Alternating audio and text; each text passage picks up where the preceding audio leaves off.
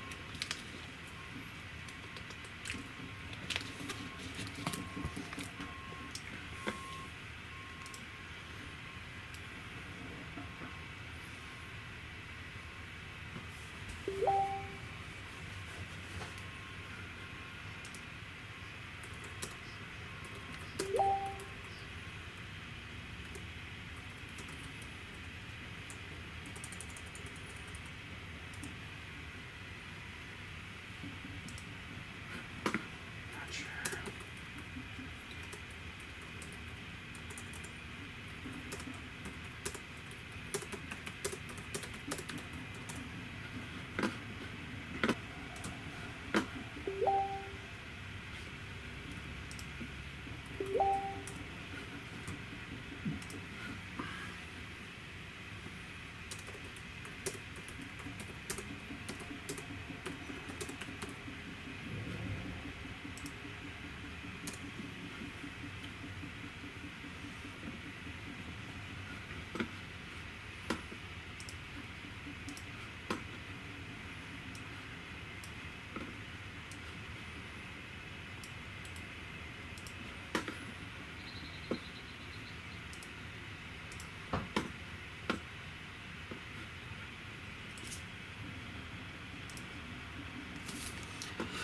Ba, ba, ba, ba, ba.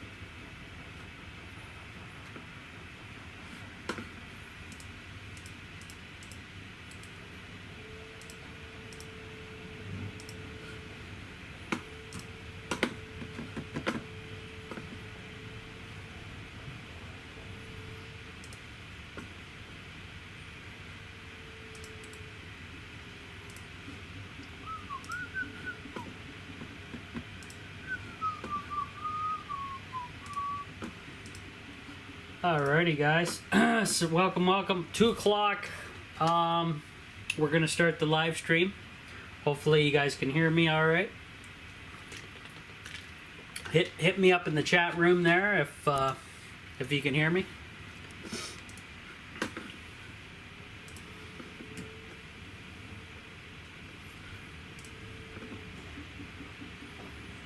I just sending all the links out. Yep. I'm here. You're out here ready for the live stream? No. I'm just here.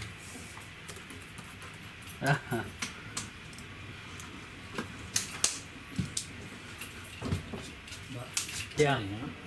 What's up? Well, for Andy's tomorrow, Yeah. I said around 10 o'clock. If you go there at 10:30, that's fine. I might be home from the eye doctor. Got that can of new Calgon evaporator spray foam. Blow it out. Just use it. 'Cause Yeah, I'll use it up. it's been like months they've been using that. I know. He goes, well, when are you going to come and strip in water? And I said, well, You never not called today. me. I know. Well, Like, tell him to thanks shut for- it off. Oh, what? Well, he hasn't called us for months, so Months. he's It's gonna like he's gonna 5 months. it's gonna wreck the unit. Yeah. Not my problem. But all he wants to do is just keep making pizzas. I know he Right does. there. Yeah. He's Get all got the it. flour in there. He's got to move that operation to a different spot. Yeah, he does. But where can he move it? He can't. He's got no choice. Mm-hmm. So anyhow, Good. everything is looking good in here. I like it. Yeah. You didn't get this one stained though. No, I didn't do that one because I ran out. Oh. Well, look around. I might have some more. Yeah. This one turned really dark, black, but it's okay. It's right here. Yeah. But it looks good. Yeah. It wasn't not too bad. Yeah. This was the watery one near the air conditioner, Yeah. a little bit, but it seals it anyway. And Thursday morning at 10, we're Yeah. doing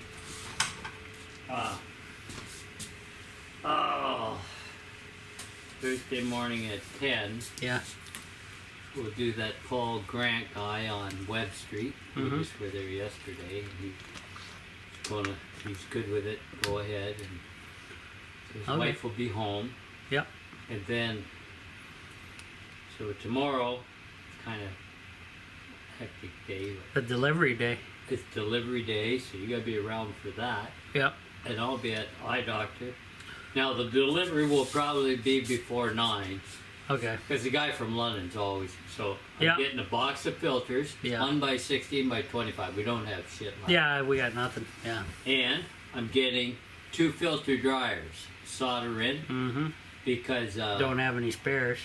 well, I do, but I got to solder a. Oh. See, these ones are the ones that have the. Oh, Connector? the screw on? Yeah, that's crap. And yeah. But that's for filter dryers for cleaning Yeah, reclaimer. reclaimers and So stuff. I got yep. 2 brand new ones, big ones left there. I put one new Mhm. one in case we need it, Yeah. and we will, because reclaiming Yeah. with the old Yeah, we'll be- R22. We'll be busy. And then what else? Yeah, getting the core tool and bullet goes back. I got the paperwork for Yep. it, and I'll just have to get everything ready tonight, and then it's all ready. I'll get Bullet's up at got 8. the Get up paper- at 8 and get ready for the shipment and everything. Yeah. Well, and then Andy wanted me there like today, and I said, "We're busy. I can't drop every." Well, I said, "We're busy with air conditioning right now," and he said, "Oh, I understand." Yeah. Well, you don't. No, he never did. That's right. So anyhow, that's what's on the agenda. Oh, TML, they're still searching ICP and Yep. all their branches, no 2 tons, nothing. So I said, and then he said, well, I do have some Gibsons. And I said, yeah, Gibsons are all right. I said, they come with filter dryers? Yeah. He said they got a 10-year warranty. And they're $8.90. So that's cheap. That's pretty That's good. that's our emergency backup. Backup, yeah. And I've got coils left over from him. 'Cause Yeah. I knew I needed. See, 1, 2, 3. I got 4 coils left, but in a pinch. But the one for Thursday, it's all set. It's in my trailer. Air conditioner coil right there. So Crazy. yeah, so we're okay. We'll be busy next few days for sure. Well, when it gets warm again, Mm-hmm. and then and Tate's coil's coming too. Yep. Case coil, and Yep. then he said you can return the other case coil, the old one, whenever. Oh yeah, I know. I just Yeah. can't figure out why it's all so fucking green. Well, it's leaking there. Has to be. Well, it has to has to be leaking there. Yeah. So what we do when we go there to take it out, I'm just going to take the leak detect and put it right on there. And we know where it is. No, I want to prove it to myself. And Okay. Waste time. It's not wasting time. You're learning. Learning. We know Tricks. where it is. You don't know shit. You didn't even test it with leak detect. You just said, "Oh, it's." No You put good. your finger on it, you could feel it. I can't see. Kenny was there too. Oh, you He feel did it too. was cold. No, it was blowing. You could feel pressure out of there. Well, You didn't even look at it. I looked at it. I felt it, but I didn't have no pressure on my finger. I didn't think. Okay, well, Anyhow. too But- short. But anyhow, so once we get that, at least we're part way where we have to be. Yep. Sounds good. It's not Ed's fault. It's not Fran's fault. It's not our fault. If it failed, it failed. It's So failed. what we have to do is fix it, and the coil is going to be under warranty. Yeah. No problem. So if Ed somehow, through his insurance company, gets them to, Annie up. Yeah, if they do, if they do. Yeah, we'll be fine. We'll do that. I'll be because busy they got to tomorrow. pay for the labor, and I know it's going to be like 5 hours. Yeah. Oh yeah. Not only got to reclaim it, you got to get the fucking coil out of there, I know. cut the lines, then you got to put the coil in, maybe do some metal work. Yeah. And then fucking solder, pressurize. Yeah, we'll do it all. Don't worry. It's so sick. Got lots to do. You just get your eyes drilled tomorrow and you'll be fine. Well, they ain't gonna do much tomorrow. I think it's just a quick examination, Okay. and OHIP gets paid. Yep. And they were supposed to do this test. It costs $195. I said I don't think so. But I told them back a ways Yeah. when they called that. Well, just do your checkup and then that's it. Trains. Yeah. So Trains anyhow, going on. so that I figured I'd go ahead, but I ordered them. They're coming. They normally come Thursday. Mm-hmm. He said he can get two condensers for me. I said I don't need coils, Yeah. and I said make it next Tuesday Yeah. because these are like Yeah, I know. on the I know. back burner. Yeah. Extras. Well, we should be all right. Yeah. Sort of. Yeah. Yeah. But other than that, that's about all that's going on. Yep. Yeah, I got all the spraying done. I put the rocker guard in the truck, so I'll bring it home for you, and that's It's it. quite a bit of it, but it does work good. Oh yeah, yeah. It's pretty much the same stuff as Flex Seal, Yeah. because when you But, I spray mean- it does the same. Well, why don't you keep it here in case you have touch ups? Doesn't matter. I can keep it here. It's not going to freeze. No, not anytime I'll soon. just keep it here. Yeah, I will. I'll bring it back in. And I'm just doing, well, I cut. You cut all the coils up. Yeah, except that new one that we Yeah. took out of. I'm going to pressurize that and try it. See if it's all right. If Yeah. it's alright, Christ, that's a TX valve in that thing. It's worth like $200. Yeah. Sell it on Kijiji. Yeah. Throw it on And Kijiji. say it tested at this pressure. Mm-hmm. I might be able to put a pressure gauge on there and show the pressure Yeah. with a picture. That'll Yep. sell it quick. Oh yeah. And say, like new. Yeah. I'll see what I can come up with. Yeah. All right. Well, But that's other all than right. that, that's all that's going on. Mm-hmm. Yeah, so I thought, well, I'll come over and just see how you're making out. But, oh, this trailer's going to be fine. Ain't no mold. You don't have enough to create anything here. It dies, and when it gets hot like this, mold doesn't like it. Yeah. It likes Well, now heat, that but it's it likes it's moisture. sealed, it shouldn't be coming back in. No, it won't. You Yeah. have it. So you no. So I did all the way around the trailer there. So Yeah. we'll see. It probably needed it a little bit. Yeah. Oh, it definitely needed it. Yeah. Well, once you're up close, you can tell. Yeah. Well, I gave her good hits on each one, so Good. yeah. What you doing with the rad? Oh, it was on the floor. Oh. I have another one of those rads somewhere in here. I can't find it. I don't know where the heck it went. Yeah, I've seen it before. Because I used it on that as a little boiler deal on that wood stove, and it worked pretty good. But it, you know, air, yeah, I didn't have an air pisser out on it, so Like a the fan. air inside the liquid Oh. all the time, and inside the pump it wasn't that good, so yeah. I'll work on something for it. But I'm just charging stuff up right now. Yeah, you got power coming in. All right. Lots of power coming in. Well, it was a good day to flex seal because nice Warm weather, enough. nice and warm, and no rain. wind. No rain till tomorrow, right? No real wind to speak of. Yeah. I guess it might have sprayed. Well, a little bit of wind, but not enough to screw up the spray. Yeah. Well, I'm going back home then. You're Your gonna mom head went home? out to the flower Oh, glass house. nursery, something like Yeah. that. She just has to go there. Oh yeah, shopping again. But anyhow, no, you're all right living here. Well, we'll see. We'll see how it turns out. I don't think you're gonna get. I'll pull that wall over there and the one over here again, just to see. Yeah. Well, you're okay. Yeah. Because if it was, it'd grow right up. It'd come up. Well, it's on the floor because the gravity takes the water down, eh? Yeah. Well, That's how it it ain't works. coming up through that stuff. That's vinyl. No, it went underneath the vine. Well, it's lucky you pulled it and just caught it. Well, I found that's where that water was over here. It came across this way and pooled here, Huh. and there was a lot of water. So it had to have been a lot that went down in there. Well, it'll all dry up in time. Well, it'll dry up if I run the barrel stove. Well, Just keep burning it off. Yeah. yeah. Keep it like 90 in here, I guess. Well, when you're not here, close it all up. It'll get hot like 90. Oh yeah, I can do that too. That'll kill everything. Yep. Well, Yeah. I'm going home. All right. Yep.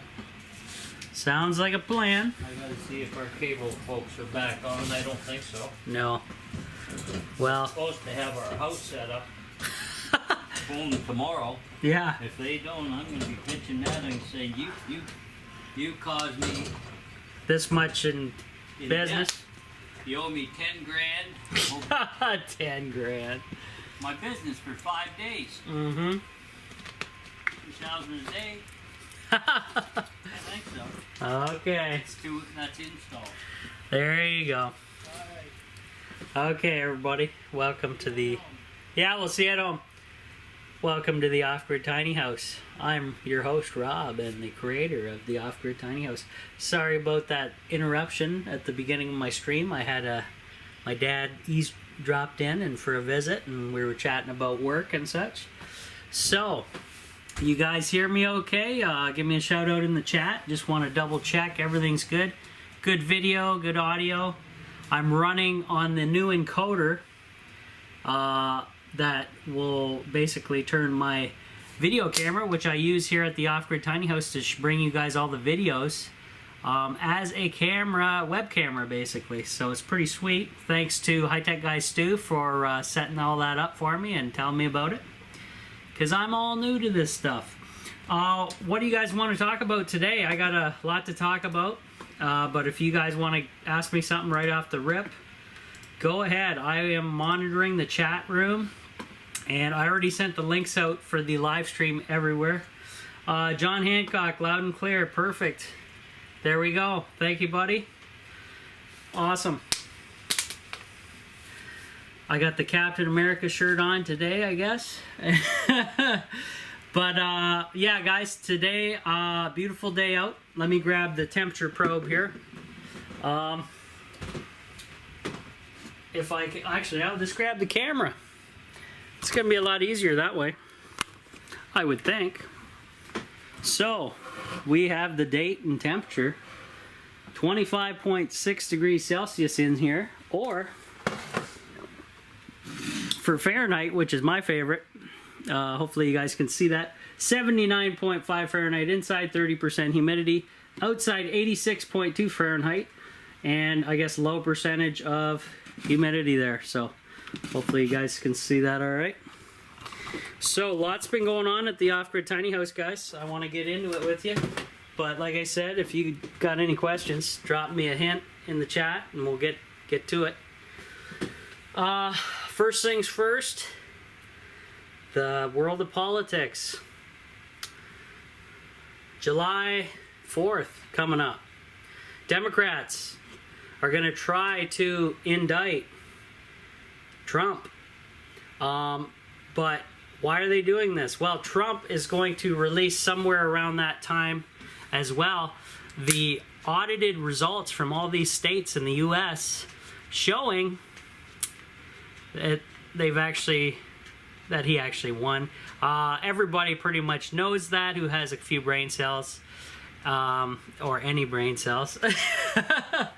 And it's going to be pretty sweet. Yeah, John, we can, yeah, we definitely want to see outside the house, the tiny house, for sure. Let's take a walk with the camera. I'm going to, just to be careful here, guys, I'm on a short leash on the encoder with the wires here. So I just got to carefully move us over. All right. Let's open up the door. Whack. And I have also a leash on my camera, continually giving a power supply to it so I don't run out of charge for you guys, so the webcam stays up and going. And hopefully we don't get drowned out with all this beautiful sunshine coming in. Hopefully, when I get out of the way, the camera should focus for you guys. And you can see just outside the beautiful tiny house. All right. Okay. You live there full time, and where John says, I'm not in here yet full time. I'm trying to get here, believe me. And John also says he's in Minnesota. How's the weather in Minnesota? It's beautiful today here at the Off-Grid Tiny House. You guys got a little view of my fenced-in area and a bunch of brush in there. It's kind of like a little swamp over there. You can see all the cattails just outside the door there. And my landlord actually throws all his grass clippings up along the bottom of the fence that you can see there to kind of keep the weeds down, I'm assuming. He takes his bagged lawn clippings and just lines it right along that chain link fence there. So whatever, it doesn't bother me whatsoever. You guys want me to zoom out there a little bit more? It's probably better looking than me. I'll just adjust the camera here a tad bit more so you guys can have a nice picturesque view at the Off-Grid Tiny House. Gotta zoom it out a little bit for you, give you a little better view. Let me know if that's decent enough, guys, or you want me to just film myself talking to you. It's totally up to you.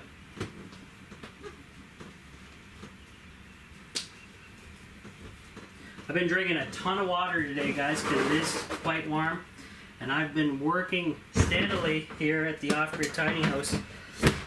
Used up the rest of my Flex Seal stuff, and my dad luckily had some Rocker Guard, which is basically the same type of stuff that I had to use to help seal up the tiny house, because later this week there's some videos going to be coming out showing I had another mystery water infiltration at the tiny house, and yeah, you guys get to see all that nonsense and how I'm going to try to remedy it, and hopefully I'm able to keep my tiny house and not have mold issues from that infiltration of water.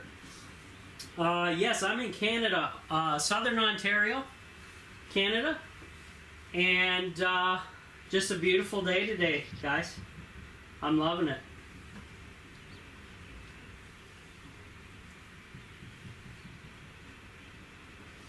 Yeah, Canada, we're still under lockdown due to the sickness, and it's quite the pain. You go to a store, you can buy food, drugs, and that's about it. All the aisles are locked off, so you can't buy clothing, you can't buy this, that, and the other things, and it makes for a complete disaster. So I have been avoiding all shopping as basically throughout this whole nonsense as much as possible. How are you guys handling yourself out there during the sickness here? I know the U.S. is pretty much opened up, but if you guys can let me know how things are going over in your areas, that'd be sweet.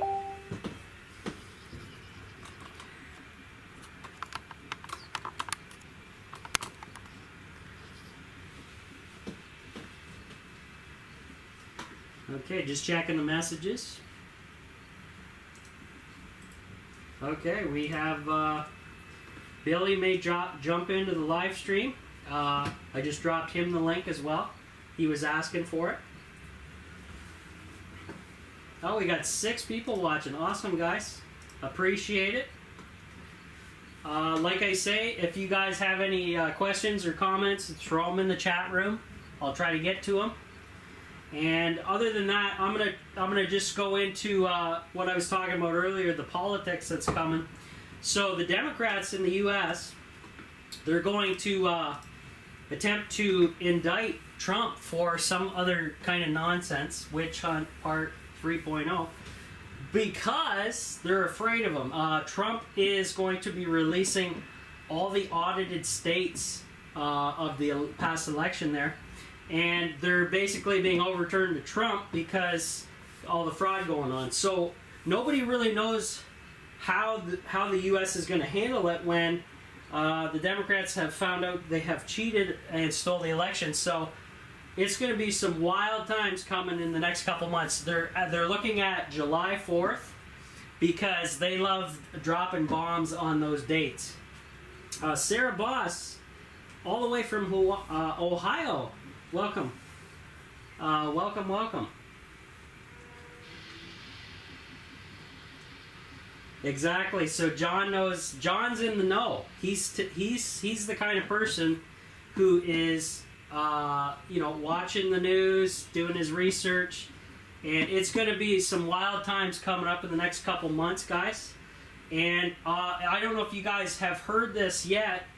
Dr. Birx, the scarf lady that was working with Fauci under Trump, she was arrested by the U.S. military. But there's media silence on that. Pretty funny. But more's going to come out. I believe Fauci's next on the chopping block. Possibly Billy Boy Gates. And the list goes on from there. So there's going to be some wild times coming up here, guys.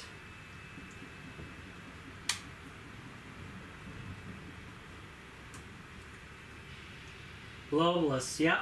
John Hancock's right on the ball here. He knows what's going on.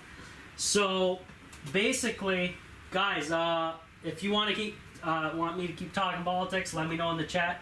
But I'm going to start going over some other things here at the tiny house. I put a bunch of stain on the my pallet wood window frames that I made. I know they're pretty ghetto, but they cost me nothing other than my labor. and me and a little bit of gas money picking them up off the sides of the roads. I kind of cherry picked the better ones and went for that because, guys, the price of lumber, you guys should know this way by now, is insane. So I feel bad for anyone who wants to get off the grid or is starting a off the grid build right now, because the price of lumber is absolutely horrendous. Basically, all building materials are absolutely horrendous, and the reason for it is the Democrats borrowed trillions of dollars and basically is causing massive inflation on everything we buy. So, and it also happened here in Canada with our wonderful liberal, crappy Prime Minister, Justin Trudeau. He did the exact same thing, not as much money, but still, inflation went sky high. Gasoline prices, as soon as Biden got in, sky high, and it is in total insanity here. So I'm wishing everybody out there luck, because it's going to be some tough times ahead, guys and gals. I got to remember that. We got some ladies in the room, guys, so.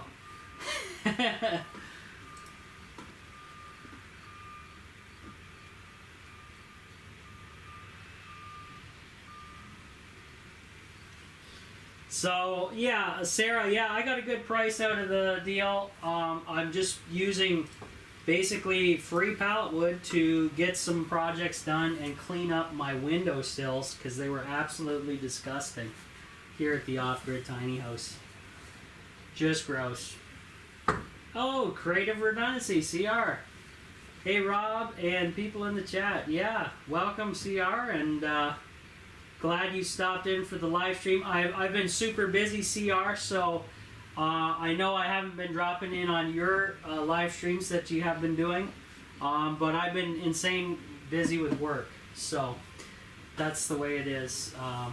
Hopefully you don't feel too bad about it. One thing I can't complain about is work. I have tons of it right now, and I am just squirreling away as much money as I can, and trying to sneak away from work at every hour I can to get here to the Off-Grid Tiny House to get some more projects done. Okay, LA Prepper, hey buddy. Yeah, hey, how you doing? And CR is saying it is 30, it's in the 30s Celsius, or 80s out west. Oh yeah. It's similar here, CR. Okay.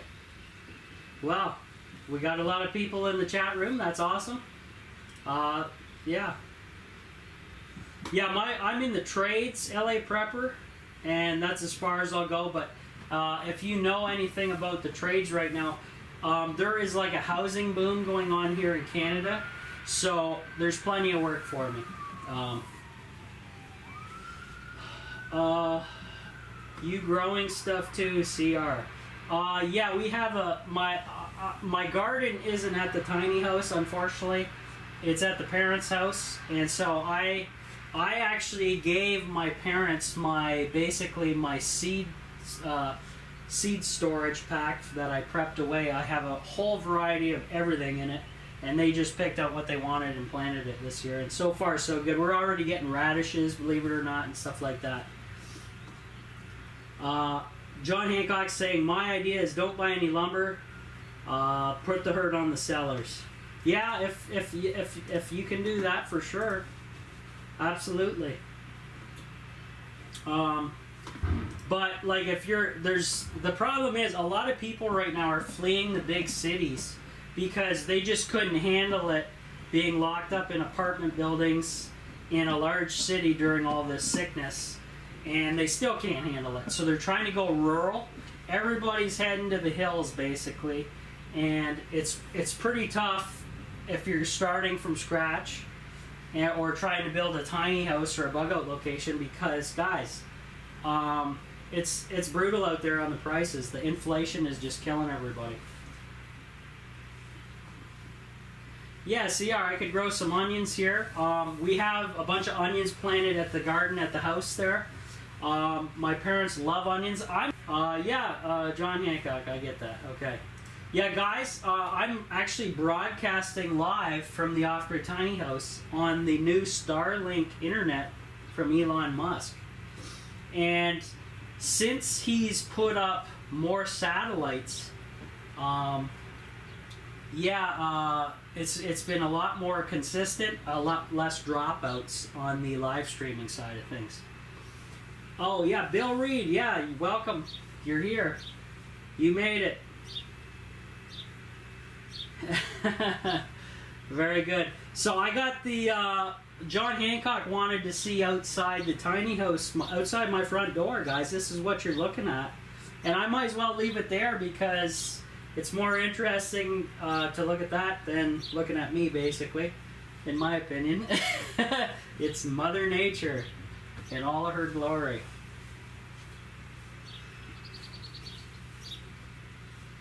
And then you get some of the natures, you get hear the birds out there. Hopefully the camera can pick some of that up over my talking or under my talking. Yeah, CR, yeah, definitely. CR, I think you may have possibly watched my past videos. I bought an aquaponics setup, guys, that I wanted to get into. I could either do hydroponics or aquaponics with it. They're pretty interchangeable. The reason I didn't jump right in on it was, the sickness is going on, and do I really want to run out and buy some fish and take care of them during all this? I know I'm kind of late in the season now to start that stuff, but the aquaponics is basically on hold for now for me, but I have this stuff here for it other than the fish.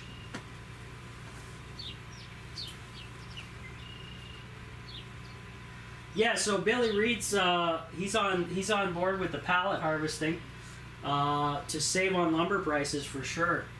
CR is big on reusing and recycling stuff for sure. If you guys want to check his channel out, also a prepper. He's very good at finding and reusing stuff. It's amazing. He's got a lot of great content. And John Hancock asked, do I watch Sean James? No, I've never heard of him, actually. Oh yeah, and CR is recovering product to recycle into prepping gear.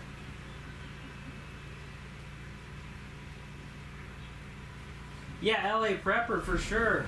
Learning how to do your own aquaponics and then maybe teaching or selling a system and setting it up for somebody, and then you can charge a arm and a leg. Anything to make a buck for sure to help yourself out along the way is a bonus.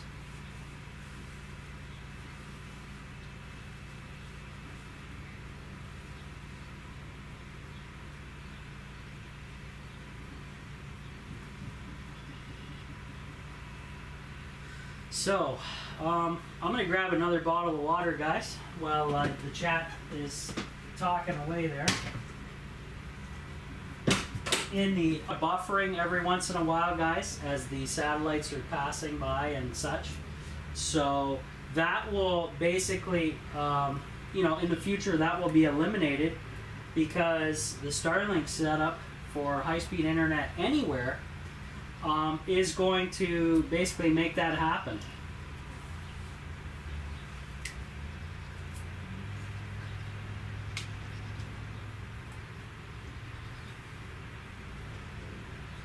Okay, John Hancock has a. He also has a. He says Sean James has a My Self-Reliance channel. Very nice.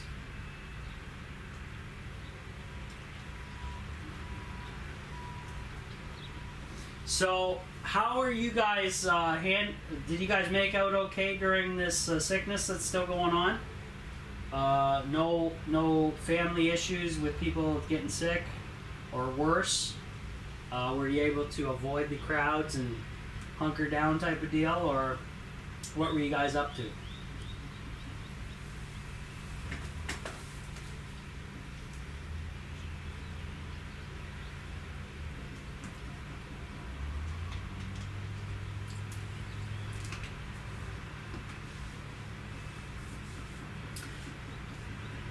And definitely, guys, I appreciate you joining the Off-Grid Tiny House live stream. It seems to be, you know, continuity-wise, it's functioning a lot better. If the wind continues to pick up, it may throw my outside door in front of the camera, in front of our beautiful view here, which may happen and will be loud and sudden. So just a warning for you guys.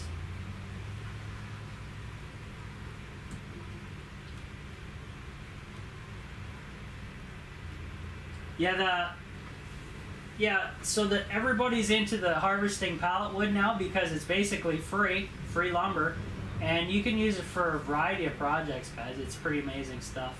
Oh, you guys get to see the train going by in the background there. That's nice. So the Off-Grid Tiny House is a converted used transport trailer that's about 48 feet long by, I think, 8.5 feet wide, or 9 feet wide. I haven't really measured in a while.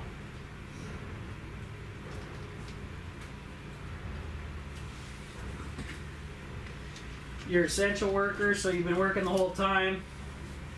Yeah, basically, I'm in the same boat as well, LA Preppers, so that's a bonus for both of us.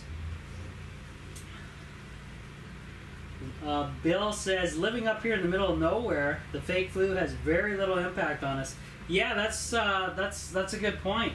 If you guys are already on rural country property, you really don't have anything to worry about because you're not all confined into a giant city with the masses walking around. And it's the way to go. A lot of people are moving from the big cities, like I said, to get to the country, for sure. I see it everywhere. Oh, wow. Sarah says they're actually having shortages on pallets. Oh yeah, I believe that for sure. That's no doubt because a lot of factories are still shut down, production's cut back, and then a lot of people are hunting for pallets because it's cheap lumber.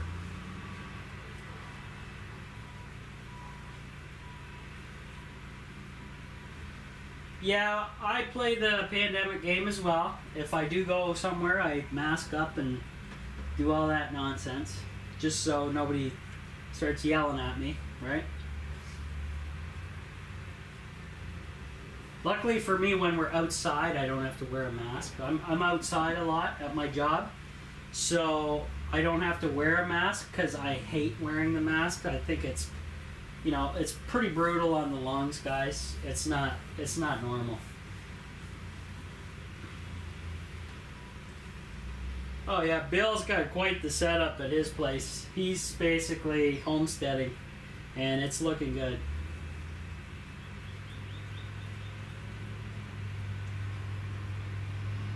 Yeah, property prices as well as everything else are going up insanely high, guys. So get stuff while you can. Yeah, life under liberal rule. You got it, buddy. That's what it's all about. It's they're definitely brutal, just brutal.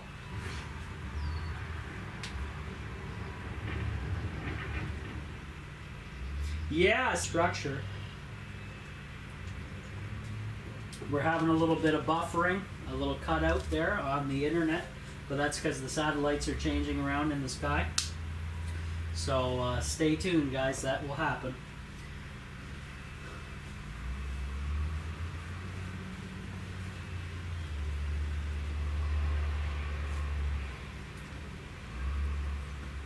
It's a beautiful day for a live stream, I'll tell you what.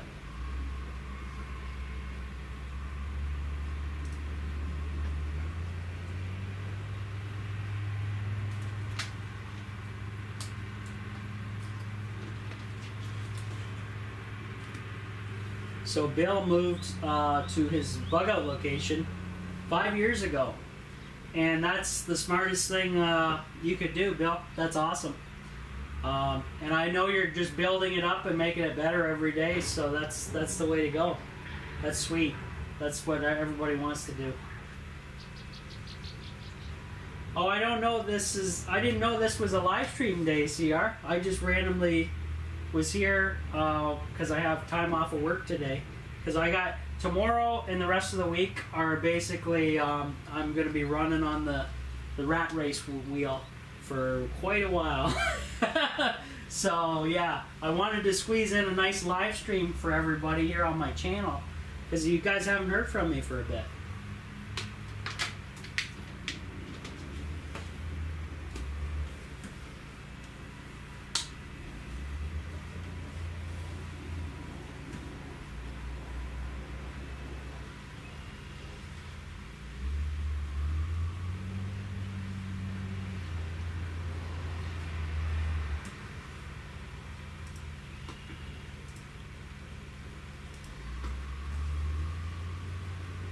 Yeah, so tiny house is doing relatively well.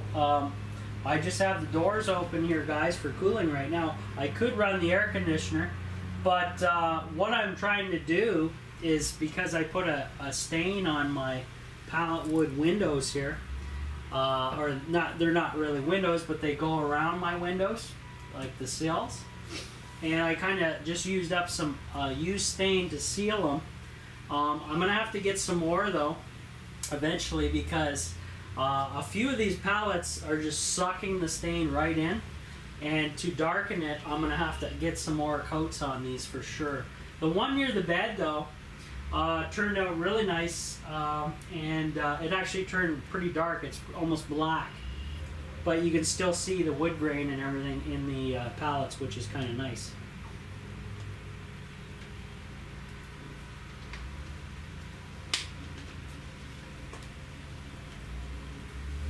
Yeah, Bill, yeah, get well soon, Bill. I know you got the battle ahead of you. Everybody should be praying for Bill here. He needs your prayers for sure. He's a tough guy, though. He's sticking it out. He's fighting hard. So you got to give him all the props for that, for sure.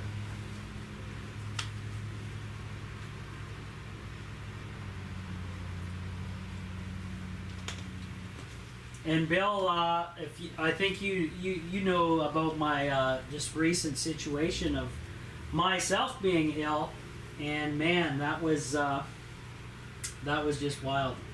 Yeah, so yeah, the solar system in the off-grid tiny house, guys, is John's asking about it, and it is I basically only have 2 solar panels. But they're the newer generation high efficiency panels. They're LG Neon bifacial panels. And what does the bifacial mean? It means when the sun passes through the cells from the top, it also allows the light to bounce or go through the cells, and it bounces off the light will pass through, bounce off the back side of the solar panel and go back up and out again. So basically, you're capturing the sunlight on both sides of the panel at the same time. It's pretty neat. Okay, Bill, yeah, hit the garden, don't work too hard, and stay cool out there. Get some water. Thanks for stopping in, Bill. And keep us up to date on your health and everything there, buddy.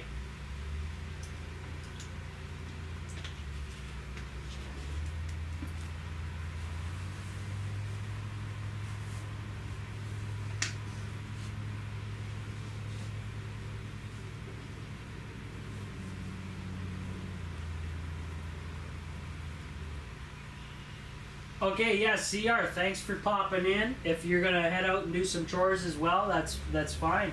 Thanks for stopping in, buddy, and glad to hear you. And oh, okay, he's got some scarlet lily beetles going on in his garden. I assume it's in his garden. Okay, CR. Oh, we have a little buffer situation going on. Okay, so getting back to John's question about the solar system, I have 2 high efficiency solar panels. Yeah, thanks, Bill. You take care too, man. And my solar panels are wired in series, and they're just under 1 kilowatt. They're like, I believe 750 watts, something in that range, something like that. But I have them going through a 60 amp MPPT charge controller, and it's charging 2 lithium iron phosphate batteries with built-in BMS and temperature safety controls. And my battery bank is only 200 amp hours, but I can run my window air conditioner and everything in the tiny house without any issues, and a lot of other things as well. But I cannot run my air conditioner throughout the night because I don't have a large battery bank setup, because that would cost a ton of money. So during the day I can run it like basically non-stop if I need it, and at nighttime I just shut the air conditioner off, run ceiling fans, open windows, and just watch my 12 volt TV. I can basically leave the 12 volt TV on continuously throughout the night if I wanted to, because it won't bring down the batteries at all. It just doesn't even tickle them, or even 10 sometimes. And that's what's up with my solar setup. Okay, Sarah, thanks for stopping in. Stay safe out there, and yeah, go enjoy this nice weather out there. It's beautiful. I'm just taking a break from working out there. I was working out there pretty much all morning. Okay, my brand of batteries is they are a Canadian-made lithium iron phosphate battery that I get on eBay.ca. And if you type in 100 amp hour lithium iron phosphate batteries, they're gray in color, and they have the red and black holes on the tops. I'm not entirely sure of the name brand because it really doesn't matter to me. I just know they work excellent. They're fantastic batteries. I will never use lead acid batteries again since switching to lithium iron phosphate, because you can... Oh, there goes the door.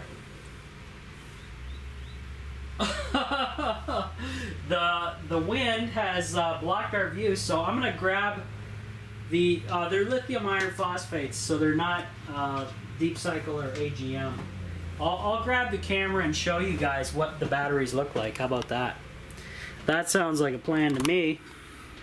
What about you guys? I think so.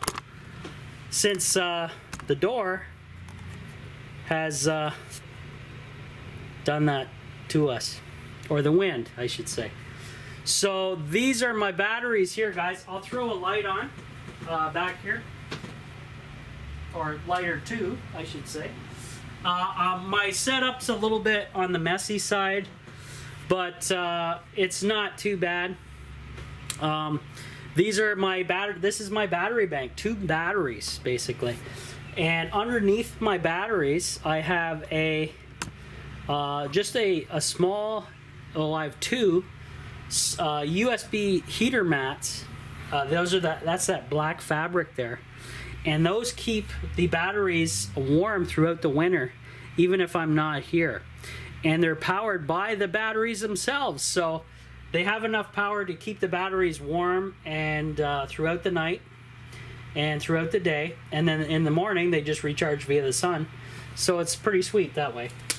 Sorry, my hands in the way of the video here. I'll stop that because the camera's losing focus. And I just got them kind of jerry-rigged up off the floor with a heavy, thick insulation foam board that you guys can see there. And I'll tilt the camera back up again. So these are lithium iron phosphate batteries. No, yeah, spirit fingers. There you go, CR. Yeah, I'm getting a little too excited talking about the solar power, I guess. And if you guys want to see more, let me know. I can bring the camera right over there. I'll zoom out a little bit if I can. Whoops. That direction. You guys can see my inverter. It will be off to the you see that blue label on the inverter there. That's the inverter's fused and it's on a switch. And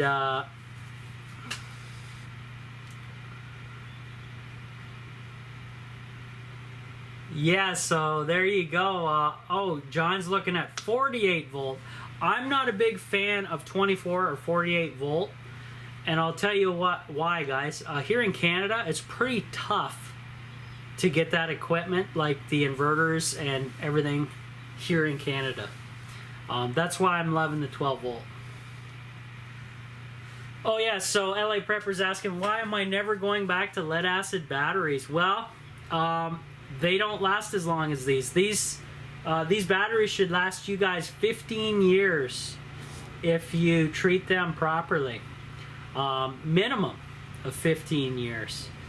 So it's very, these are the batteries that they basically put in the Tesla electric vehicles, because inside those gray cases that you're looking at of the batteries is a stack of 18650 batteries that they use in the Teslas. Okay, CR, you're heading out now? Perfect, man. Thanks for stopping in again. And go enjoy that weather out there. Stay cool, bring some water, for sure. I'm drinking a ton of water today. I know that. I'll tilt the camera up a little bit, guys, too, just to show you the MPPT charge controller and the other things I got going on. I have the MPPT charge controller fused and on a switch as well. And I can even, we'll do it live. We can do this live, guys. I'll show you what the reading is of the power coming in currently, if you can not get seasick when I zoom in. Whoopsie. Sorry about this, guys. Don't get too seasick on me. So, right now, this setup is powering the Starlink high-speed internet, my laptop, which we're all live streaming on together, and we have, my batteries are sitting at 13.15 volts. We have 10.14 amps coming in to the charge controller. And ignore the date and time, because I never programmed it. There's no need to, in my opinion. So, yeah. This is live. This is what the power is producing right now. Well, this is what the Off-Grid Tiny House is producing right now.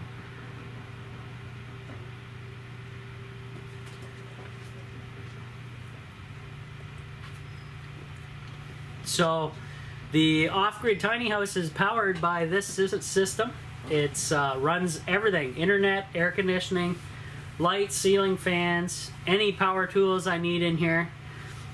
Laptop, obviously, television, all this, basically what everybody likes to use, you know, all that fun stuff.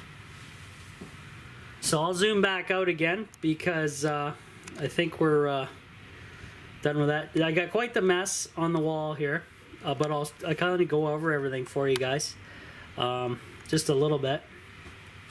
I'll point out some things. You notice these three black things with a bunch of wires coming out of them on my board there, and what those are some of them may look familiar. These are PWM charge controllers. But I'm not using them to charge batteries whatsoever. What I'm doing is I'm using them as a smart switch.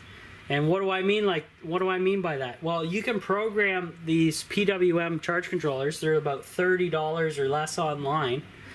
Maybe they've gone up in price though because of the inflation. And each one has a different task. So basically I call them smart switches because, let me get over here. This guy in particular is running my 12 volt fridge / freezer, the Dometic. And this guy is running a ceiling fan above the bed here. And this guy is running a ceiling fan above my wood stove. Now the nice thing about these smart switches, guys, is you can program in when they come on and when they shut off. And what do I mean by that? So you can preset them, and basically what will happen is if the battery voltage, let's say I want them to shut off at 12.5 volts, they will automatically shut off the load for you, and it's always monitoring your battery voltage, so it won't drain down your battery if you have issues. Okay, John Hancock, I like you have the wires goes batteries behind the plywood. Yeah, I tried to make it a little bit cleaner, but it's pretty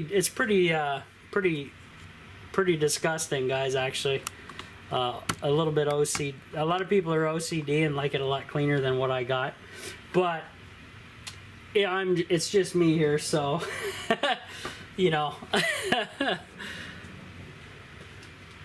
So I have like a little mini bus bar going on. So I got the positive and the negative, right? So you can see on the left we got all the positive wires running in there with the red tape, and on the right we got all the negative wires for the bus bar. Yeah, thanks, John. It's not bad. It's definitely workable. It says the fridge is actually not off, or is off right now because it's hit its low voltage on that, so that I don't really care about that. The ceiling fans are off, but I don't need them on right now anyway, so I just wanted to show you guys my different little setups here for the off-grid tiny house. If you guys want to see something else, let me know. I have my I have the Dyson to the left of these black things. That's that silver shaft that's kind of on the wall there. Dyson, I highly recommend it, guys, for off the gridders. It works. Whoops, we're zooming in. We don't want that. I got the Dyson hanging there, mounted to the same wall, and it gets charged via the inverter as opposed to directly off 12 volt. It's just easier that way. And I have a Monster surge protector power bar there. You can see that big silver thing with the flashing red lights. That is all my 120 volt devices are plugged into that, and surge suppression on that, and works very well for my setup. And it's powering the laptop, the internet, and basically that's it. The inverter's doing right now. Everything else is running directly off 12 volt, and I think that's the most efficient way to go. Now there's I have an older MPPT charge controller up here, which is the same make as my bigger boy down here, and this guy is not being used right now, so actually I can take him out. He's not doing anything. I did an experiment trying to get my wind turbine to feed through this to use the wind turbine to help power the lithium batteries via nighttime or windy nights or winter nights, and it just didn't pan out. So it is what it is, right? Yeah. And then I'll show you guys. Let me zip out a little bit further on the camera here. This guy here is my big main PV array disconnect switch. What is a PV? That's my photovoltaic. So this is basically all my solar power's coming in here. This wire here is cool to the touch, by the way, because it's a high voltage. I put it in series, so it's a higher voltage. It's not just 12 volts coming in. It's 24 coming in. This is just an on-off cutoff switch, so for whatever reason, if I got to shut off the solar panels, I just flip that, and the solar panel power is nil. That's it. And this guy down here is the inverter on-off switch. If I touch that, we will lose internet and the live stream. So I don't want to touch that. I want to leave the inverter on. because it's kind of important right now. And the that silver stuff you see behind the solar setup is a survival mylar blanket, radiant barrier material, and I have it throughout the tiny house, in the floor, in the walls, and it has made quite the difference. I spent about $40 at a dollar store here in Canada called Dollarama, and I bought $40 worth of the survival blanket material and used it to insulate over top of all my foam board behind all the walls, the ceiling, and the floor in the off-grid tiny house, and it makes a huge difference on keeping the cool air in, or the hot air in, and keeping you nice and cozy in this place for sure. Sometimes a little too cozy. Almost end up cooking myself out most of the time because I have a barrel stove in here that works fantastic, and it's quite the setup. So yeah, if you guys have any questions, let me know in the comments in the chat here, and I will get to them for sure. Yeah, blanket, like a survival blanket. If you guys know what that is, you can Google it real quick. It's like a mylar blanket. So that's what that real reflective silver stuff you see back there is. And what it does, it's called a radiant barrier. And if you guys can Google that up, it basically deflects heat waves back. So and people use it to throw over themselves in an emergency to maintain body temperature, because it doesn't allow your body temperature to just disappear into the air. It hits the mylar and then comes back down around you if you're, have it over top of yourself in a survival situation. And it's really good insulation. I think people call them space blankets or NASA blankets as well. Very inexpensive. You can get these guys online anywhere basically. I picked my whole batch up at the dollar store on the cheap, and it paid off quite well. And I just stapled it to the walls, guys. And then I put my little plywood back over top, and it seems to work just fantastic.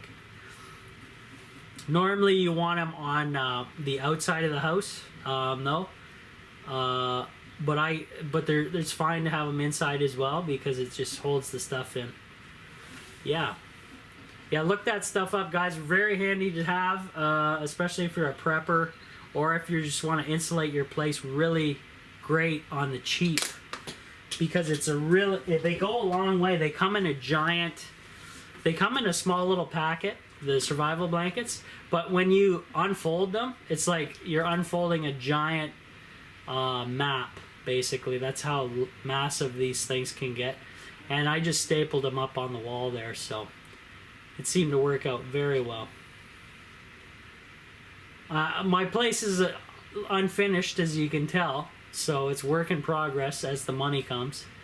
But at least it's up and working in case I have to escape here, if in a situation, an emergency or something. I have power here, I have heat, I have cooling, I have internet, high-speed internet here, and I have my fridge/freezer here. I have some tools here, so I have a little bit of this is kind of my little getaway. It's been my little pandemic getaway throughout this sickness, and I like being here. It's fun. Some people call it glamping, if you guys know what that is, but I kind of, it is what it is.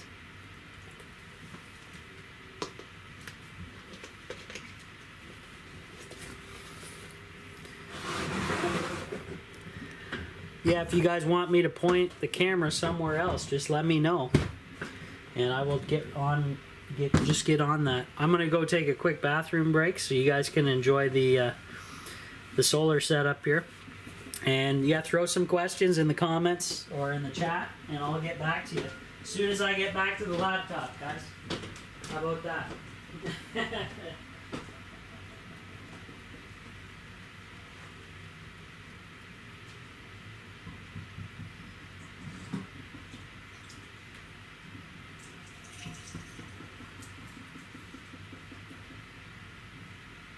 got a ton of dishes to do too. So I did capture some rainwater, which is great.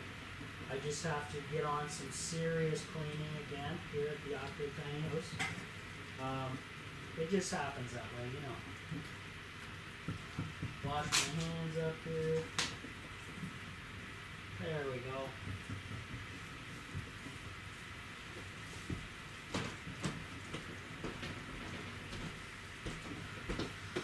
All right. I am back.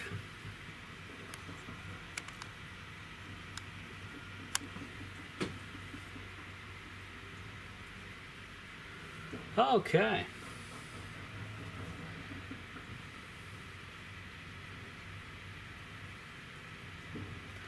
Yeah, you got it, John. That's it. If you have, if you guys are building a tiny house or a cabin or a bug out location, use this stuff. Staple it into the walls. Treat it as insulation, and it is fantastic. Now, if you're doing a build from scratch, you know how you guys put the Typar, the house wrap on your house. Obviously, put that on first. Staple that on your house or your building, and then what you can go and do is then staple on the survival blanket material over top the Typar, and then close it all in. And if you have it on the outside and the inside, you're going to be super awesome because it keeps the heat out of your house and keeps the heat in where you want it, like inside your living space, right? So pretty awesome stuff, and it works for cooling as well. So both all season stuff, no big deal. Keeps the heat out, keeps the cool in, keeps you happy.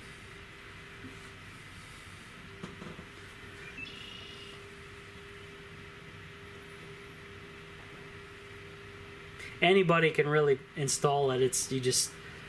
Two people's better because one person on one end, one on the other. You can stretch it out evenly, staple away, and go to town. You can really get some nice insulation from that stuff for sure. So behind me here, guys, you can see my stained pallet wood frame that I did around my windows here. This one turned quite black, as I mentioned way earlier in the live stream, and it looks good. It's not bad. You can still see the wood grain and such. Yeah, you can use it on the floor as well. You can encapsulate the entire house with it, John. It's really great stuff. I did my floor, my walls, and my ceiling. So the tiny house is pretty much covered except for just above me here. I'm going to tilt the camera up just a tad. The spray foam insulation, this area that's unfinished here at the Off-Grid Tiny House, kind of my bedroom area, doesn't have it up there yet until I get some more plywood ceiling up. There's the plywood ceiling there that's continues throughout, but I got to about this point and then I ran out of the moolah, ran out of the money, and then and I tried to hide all my wires up inside of there as much as I can. There's a whole rat's nest worth because I have a lot of 12 volt and USB appliances that I use. I try to use as much 12 volt as possible. That way you're not burning your inverter all the time, because your inverter uses some decent power.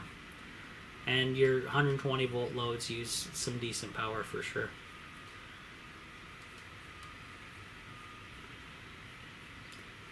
This camera, if you notice, it gets whitewashed by the windows in this tiny house. I'm gonna have to get some blinds up for sure.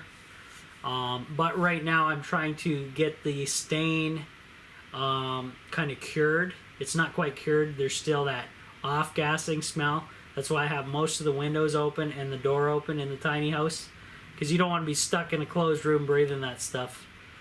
Probably not too healthy. And of course my bed, which is always a disaster, it seems. Yeah.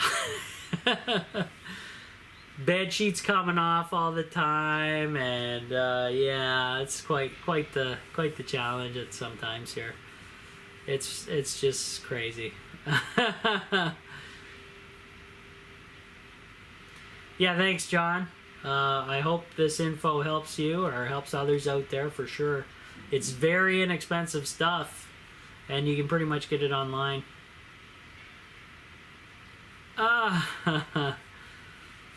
Yeah. Yeah, this, now that if you guys have been following the news, well, the conspiracy theorists have been right yet again. And I knew it came from the Wuhan lab, obviously, from day one, through my sources that I follow. And, yeah. Oh, thinking about a log house. Yeah, for sure, John. That'd be sweet. You won't need much insulation then, though.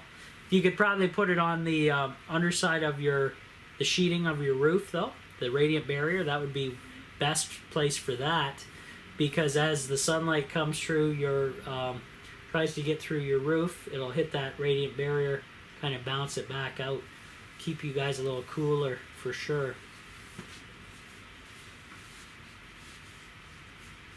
Yeah, exactly. Yeah. So yeah, John, you got some good plans coming up then for your project. I guess that'd be sweet to have a nice setup like that.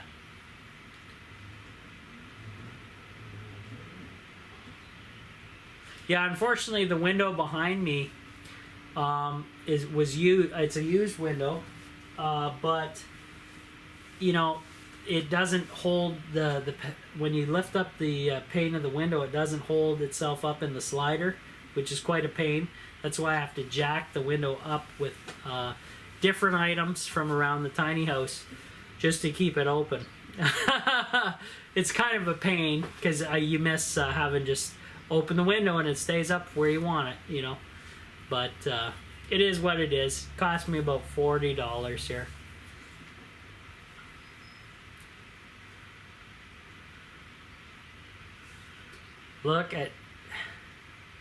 John says, look at China in focus.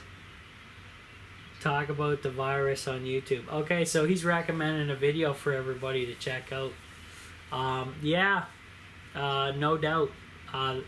Well, things are going to develop over the next few months for sure. The big shakeups in the U.S. With the election fraud and everything. And then we'll see what happens with China after that, because they won't be too happy when you know, the bonehead administration gets forcibly removed, and yeah, it's gonna be something else, something to watch for, guys. So if you guys are preppers at all, keep this in the back of your mind that there's a lot of stuff going to be going down over the next few months that could be crazy. So you want to have, you know, keep your pantry stocked up and do what you do.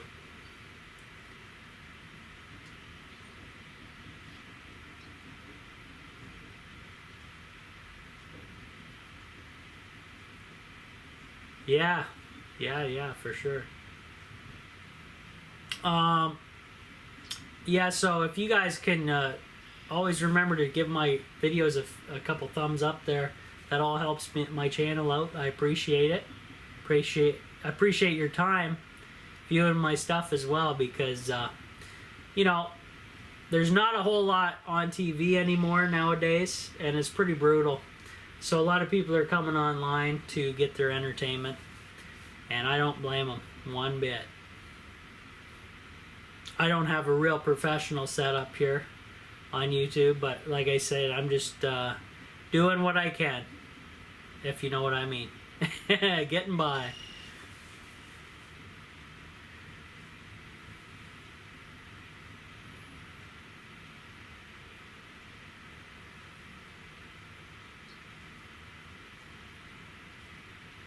I'll kill the back LED lights just to see if that helps with the focus on the camera at all.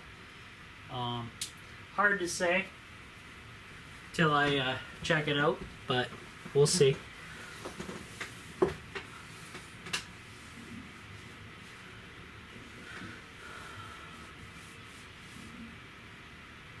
It seemed to help out a little bit on the focus of the camera. Not too bad.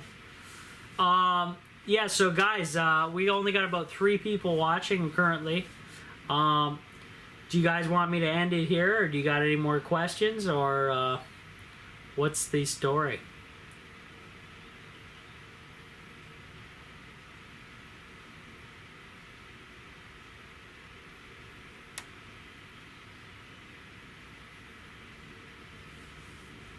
It was a pretty successful live stream this go around.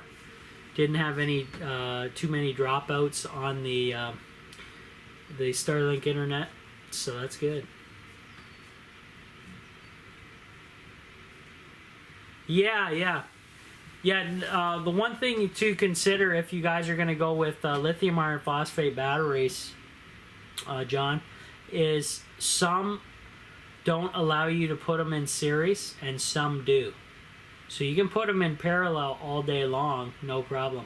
But if you want to increase the voltage, some manufacturers of these lithium iron phosphate batteries won't allow that because of how they're wired. So you want to research that for sure, depending on what kind of voltage you want to run your system at.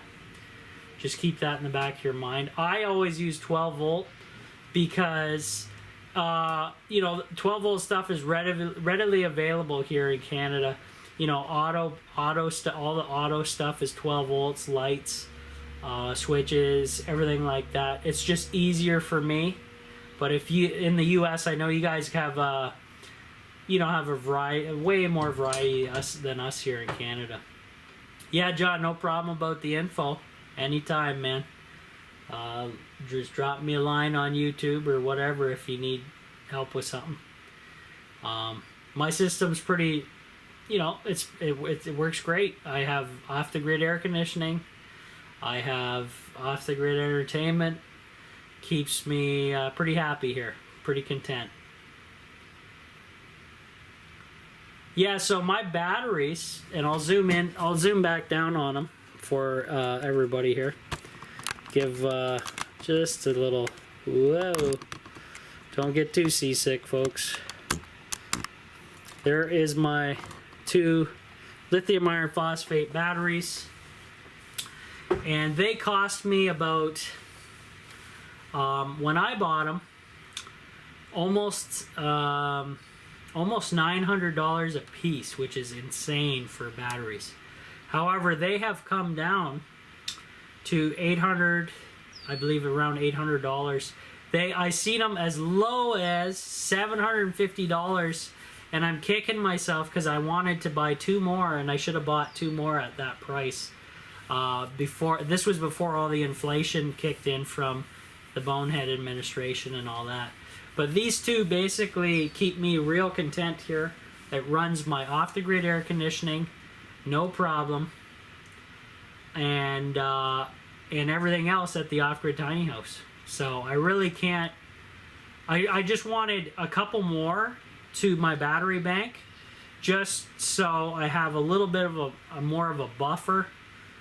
Maybe run the window air conditioner a little longer in the nighttime. If you know what I mean. But other than that, it's really not necessary for me at this point.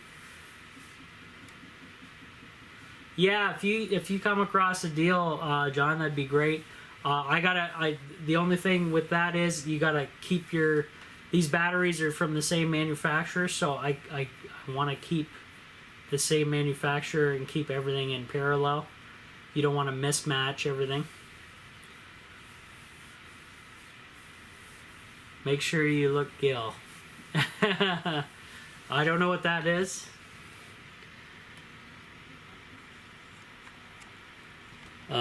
Maybe you'll fill me in.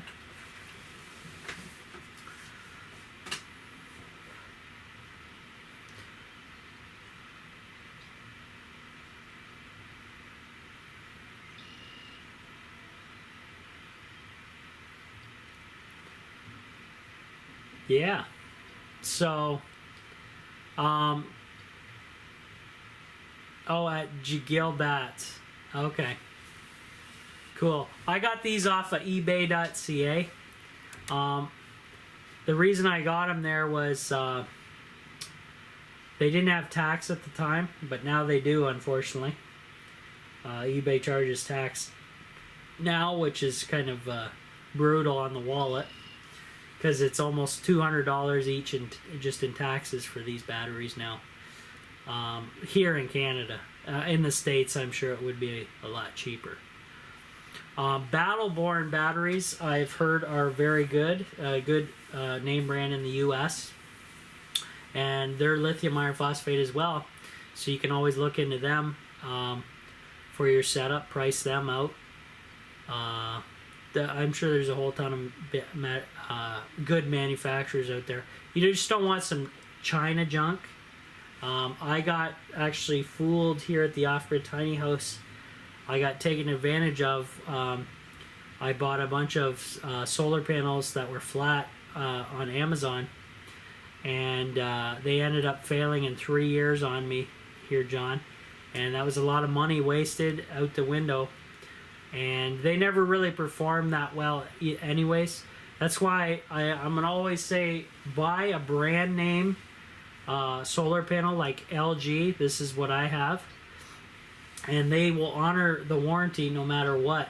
If you start buying all this Chinese stuff, good luck getting a warranty or a replacement, because what happened to me was the seller on Amazon would sell a batch and then they delete their Amazon account, so you couldn't go back on them for anything. You got to look out for that, guys. There's a lot of scams out there trying to take your hard-earned money away and ripping you off. So learn from my mistakes if you can. That is for sure.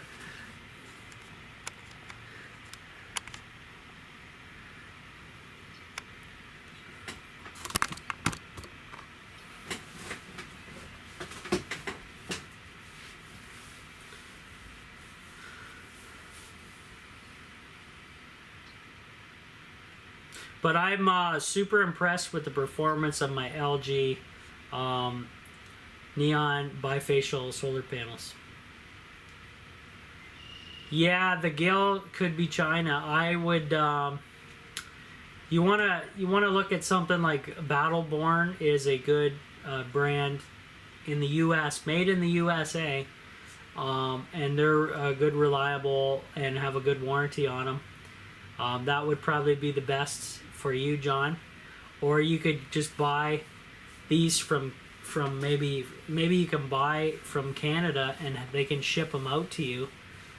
Maybe the ones that I have here, and maybe it's cheaper for you that way. I'm not entirely sure, and I don't know your price range and everything like that, but you know, do what you do.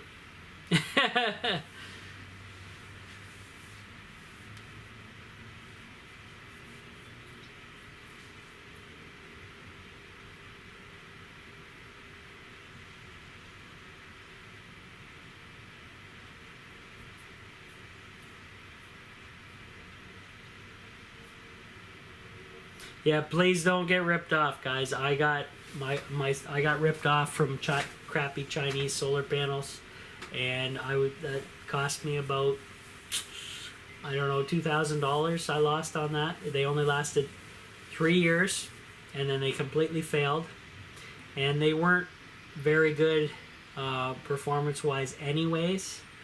So you got to really buy brand name stuff. You don't want to cheap out when it comes to this stuff, because when you buy brand name stuff, guys, especially solar panels, they last like for 30 years. So you want to have, at least you have the confidence you got like a 10-year warranty on something. If something happens, you can return it. Boom, they'll send you a new set. Boom, you're good to go for another 30 years. I believe most solar panels have like a 10-year warranty. Some 15 I've seen. They're probably going to extend that out to 20 at some point, I would imagine. Okay, yeah. So John's thinking about battery backup. That would be all right, definitely. Power outages are definitely a thing, and crazy weather is definitely a thing here. So yeah, whatever your setup you're trying to do, definitely.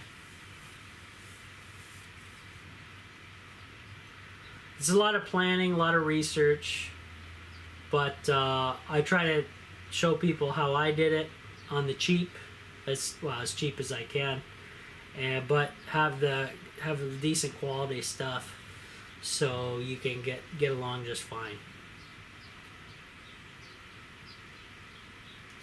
And the comparison with lead acid to lithium, lead acid lasts about 5 years on average.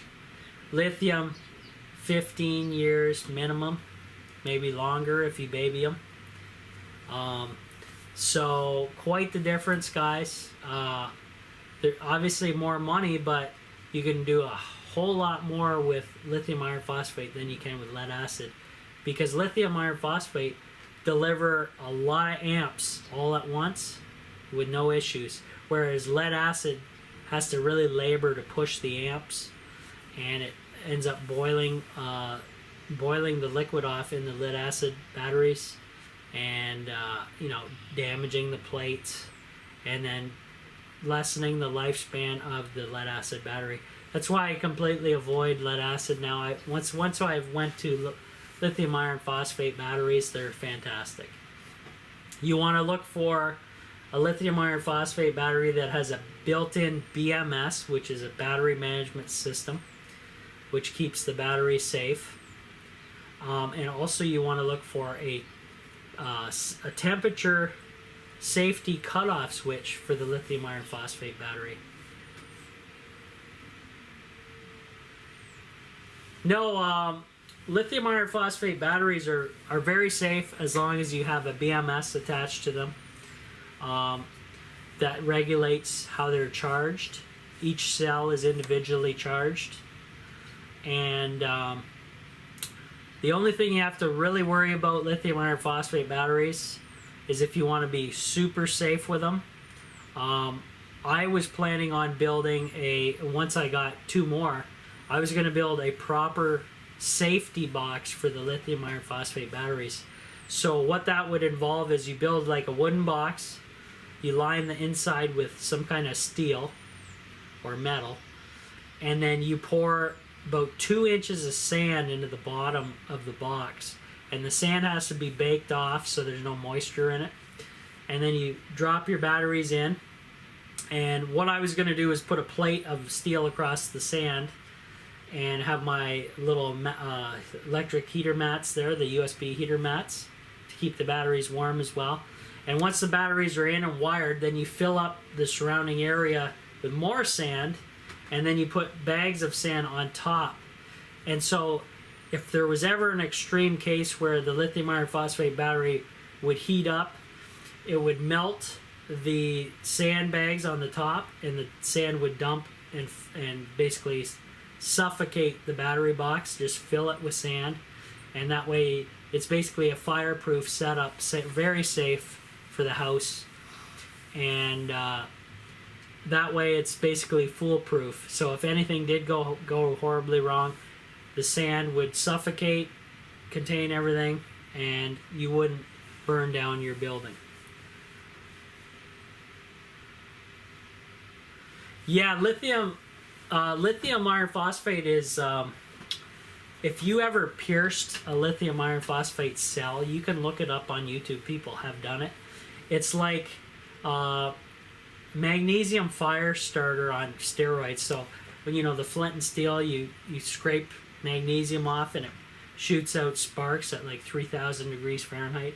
It's like that, but on steroids with a lithium iron phosphate batteries. It just instant vaporizes everything because it's burning so hot when it meets oxygen. So that's why you want to smother it with sand and encase it in sand. That way, because sand, takes a lot of heat to hurt sand, and we're not talking nuclear heat turning sand to glass, but close enough. Okay, yeah. What kind of power do the USB heaters, Matt, use? So I will get one for you. I have a spare here in my drawer, and I'll bring it over and show you. So, I'll just turn the camera here, guys. So this is what the USB heater mat looks like. It's just a black fireproof fabric material, and inside you can see the wire elements all running inside here. And I actually, a couple of my videos, I took my thermal camera while this was plugged in, and you can see the heat and the power running through this. It's pretty cool. They give you a super long USB cord with a little connector where you can extend it, which I always use. So you can run these quite a long distance away from whatever you're doing. And they're 5 volt, they're USB powered. So they don't use a whole lot of power, but they're excellent. They keep your batteries nice and toasty warm.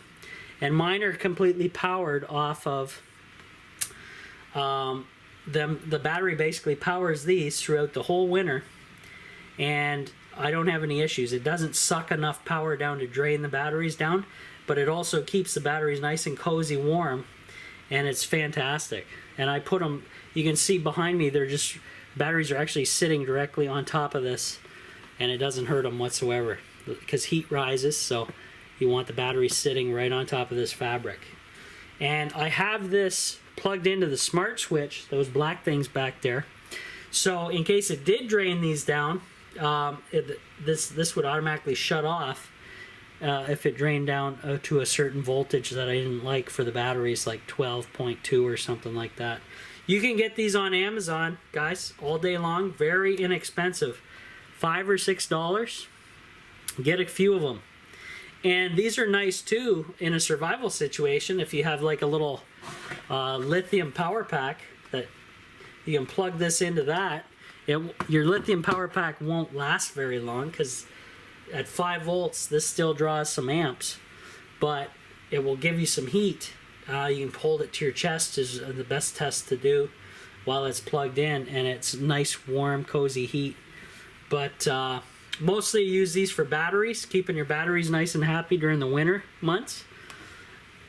Fantastic. I also, what I did for my rain harvesting setup here at the Off-Grid Tiny House, I wrapped this around my pipes for the winter time. So let's say, just a demonstration, I wrap this just like this, and the pipe is in the center, obviously. And I have this plugged in, and it stops your pipes from freezing in the wintertime. Very cool. Very handy. This is kind of like multi-purpose awesomeness. And it's USB 5 volts. That's all it takes is 5 volts and maybe an amp or two. Add an amp or two. It's not bad. It's really good. Get these on Amazon or wherever online. Yeah, just type in USB heater mat. You can see something like this pop up. It's pretty neat. Mine's a little dirty. I got a little sawdust and crap on it right now. But that's from the work I've been doing over here at the Off-Grid Tiny House. So hopefully that helps you guys out.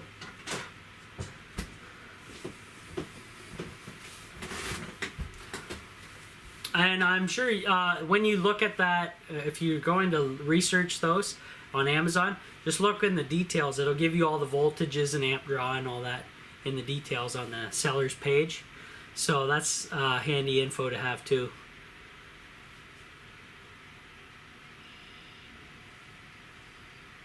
And how I run them is I bought these. These are USB socket that goes into a 12 volt female plug. And this one in particular is, I don't know if it'll show up on camera, it's 3 amp hours per slot. So you want at least a 2 amp hour for those heater mats minimum, but 3's better, but it's only going to take what it can take. It's not like made specifically for a quick charge device, because that's what these 3.0 they're kind of like for quick charge devices, like those high-end iPhones that I don't have or own. Can't afford it. Don't even want one though either. So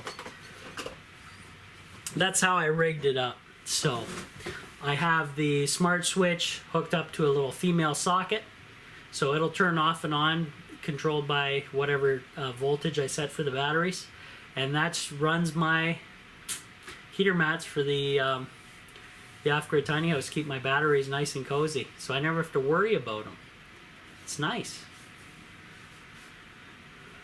It's good stuff.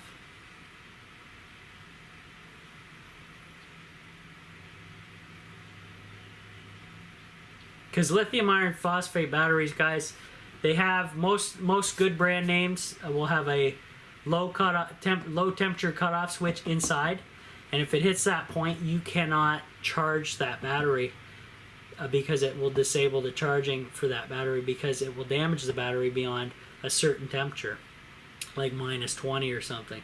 But with my little USB mats, it keeps it at a nice, like, it may not be totally above, it'll be just maybe just below freezing a bit, but it's never going to hit that -20 mark unless it's like some kind of insanity going on outside, which I don't think will happen.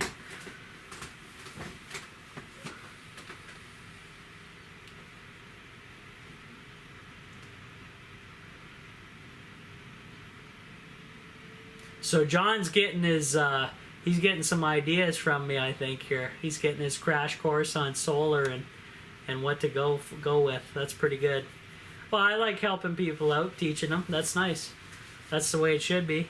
That way you avoid the mistakes I made learning to get this far. Yeah, that's the main thing. You don't want to redo the steps that I took to get this far. Saves you a lot of money, too. Money and time.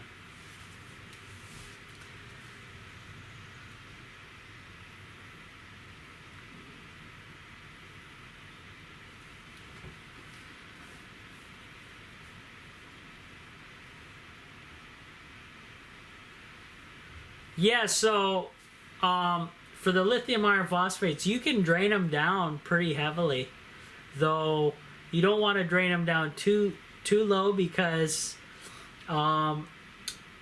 if you do that, it's really hard on them, like it would be for a lead acid as well, but not as bad as a lead acid, because it would just murder a lead acid battery. But so for lithium, I try to keep mine, I baby my batteries, so I keep mine at least, I try to keep them at least 12 volts minimum, and then I really don't ever go that low because of the appliances and stuff I use in here. But if you have like heavy loads on, once in a while you can go below 12 and 11, whatever, 10 volts I hit one time. But you don't want to do it all the time. You want to kind of size your setup so you're in that range of just, you only want to take it down to like 70% at the max. In my opinion, just as a baby your batteries, keep them happy. They'll last you a long time into the future.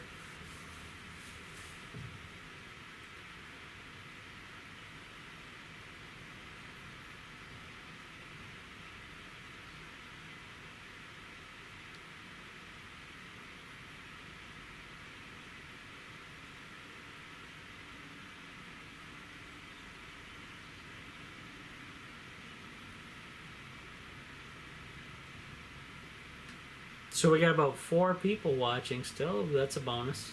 Cool. John's got lots of questions for me, so I don't mind helping him out. It's teaching experience for everybody.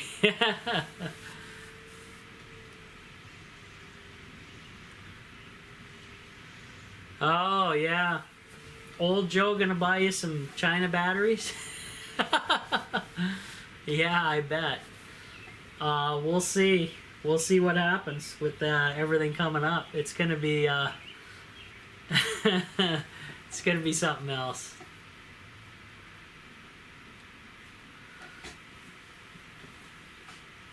Pretty exciting though. Exciting news. You know, could be. I don't know how they're gonna handle it. You know, if everything's overturned, what happens to this? His whole Joe Blow's presidency. It's everything gets reversed. People go to jail. Oh yeah, and Joe Bonehead's partner Camel Toe. Whatever her name is that you never hear from. Yeah. So, whatever. I'm not too worried about those people, really. They seem to be more afraid of Trump than he is of them at this point. Yeah. Yeah, Harris, that's her name. Kamala. But you know what? I wouldn't be too worried about it. I just take care of yourself. If something does happen, at least you're learning a little bit of solar in case you gotta get off the grid or have a little off-grid setup where you can just have a little bit of entertainment going on. You know what I mean?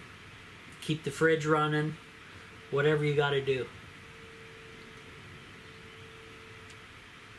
Have some lights. You know.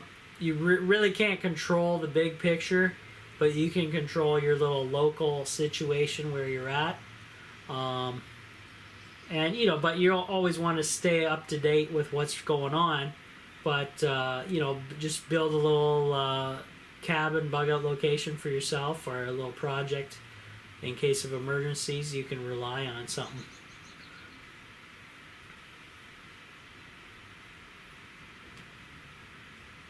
Well, it's great you're talking, John. Or this would be one pretty lackluster live stream. I'm glad you're asking all kinds of questions and interacting. That's great. Because other than that, I'd just be sitting here talking to the camera. Yeah, lights, fridge, water pump. Yeah, get the basics covered at your place, wherever it may be. Get your basics taken care of on the solar, and then go from there.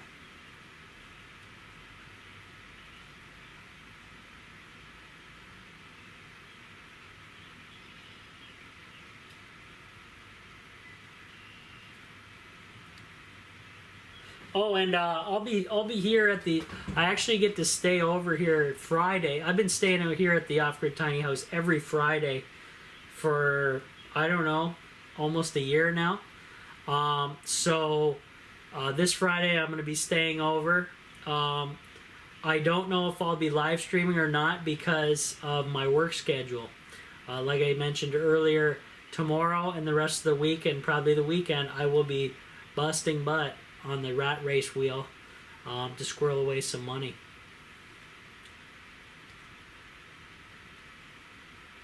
Yeah, for sure. Yeah, I'll post it. I'll post this live stream later for everybody, John. And I appreciate you staring at the camera, and probably would have ended the stream a long time ago. Yeah, I'm on Facebook for sure. If you go to my YouTube channel, in the right-hand corner, there's a little YouTube button. You can click on that and add me to your friends list, or that'll actually take you to the Off-Grid Tiny House Facebook group where I post all my daily videos and live streams and chat about what's going on. So you can hit me up there for sure. And I'm on Patreon as well. I have some Patreon members as well. They're keeping me afloat at this point. Because YouTube's pretty brutal on me for making any money. They kind of don't like this type of content. I apparently is self-sufficient, not relying on the government type of information. So you can see why they kind of censor me. Okay, John. Yeah, that's great. Yeah, yeah. We'll talk to you more for sure. I can. You can join the Facebook group. The Facebook group is open, but you can ask permission to join as well.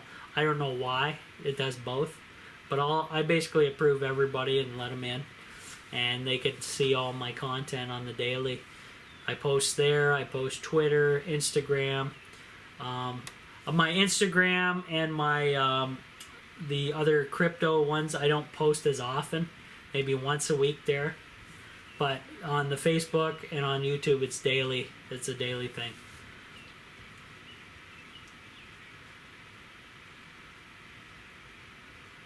Hey, you can like a donor box to your channel. Yeah, there's a donation box there. If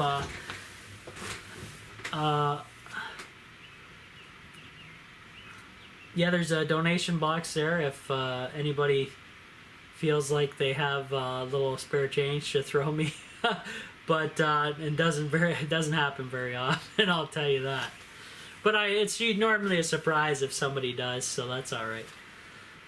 So, we got 6 people watching now. Hey, that's all right.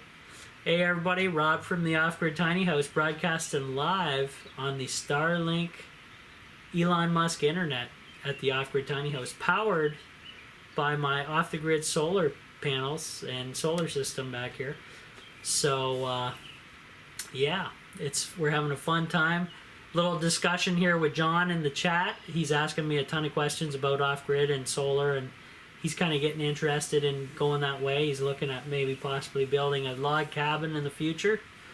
Sounds like a plan to me.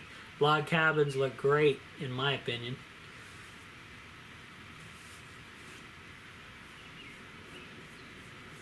Yeah, there's a donor box, but you know, I have some Patreons. I have a Patreon channel, so I have about 6 Patreons right now, and they give me about $1 a month just to kind of help me out. And if you guys do consider becoming a Patreon member, you get a credit in all my future videos as long as you stay a Patreon member. And you get all my videos months early, weeks early, unedited, uncut. I drop them. And, oh, Billy is back. Billy, how'd you make out, sir? We're still chatting away here. Drain is in the house. There we go. That's my brother, guys, Drain. Check out his YouTube channel for sure. He is the gamer, the professional gamer in my family. So way better at gaming than me. And he dropped in, so check him out as well. I haven't been gaming too much with him for a while, but I'll have to get back on the Rainbow Six on the Xbox there. Always fun. Maybe they updated it. He'll tell me.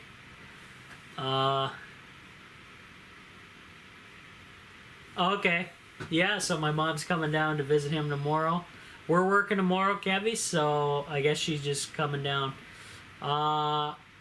Billy, I got about half an hour of working now, and you're beat for the day. Yeah, Bill, take it easy, man. I know you're working hard out there, but pace yourself, you know, drink lots of water and such.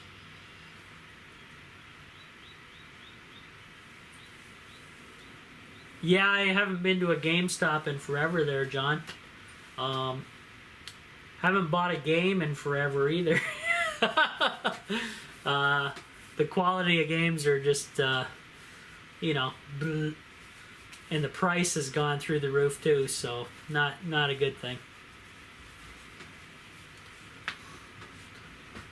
So the Starlink seems to be running a lot smoother now for the live streams since they send a ton more satellites, so getting better and better all the time. Yeah, wonderful the Starlink was.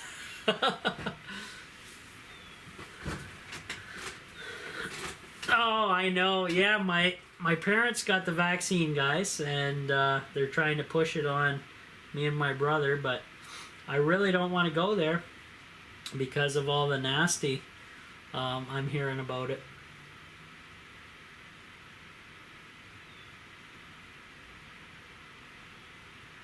Yeah. Yeah, the hedge fund guys are pretty crazy. I do like the one movie with Leonardo DiCaprio, The Wolf of Wall Street. I thought that was pretty sweet, showing all that type of business that goes on. It's a funny movie, and it's pretty. You know, you get a little insight into it too at the same time. Yeah, I really don't think I'll be getting the shot myself. Don't want to go there. Plus, I hear the vaccine passport thing is kind of botched. A lot of countries are just going, nah, we're not going to do that. So you really don't need it then to travel unless you're going to some exclusive thing. So should be all right. Should be all right without it.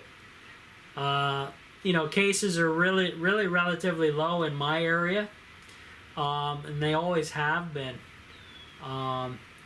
And not a lot of deaths either. So, yeah, if you guys just keep pounding your vitamins and stuff, you should be good.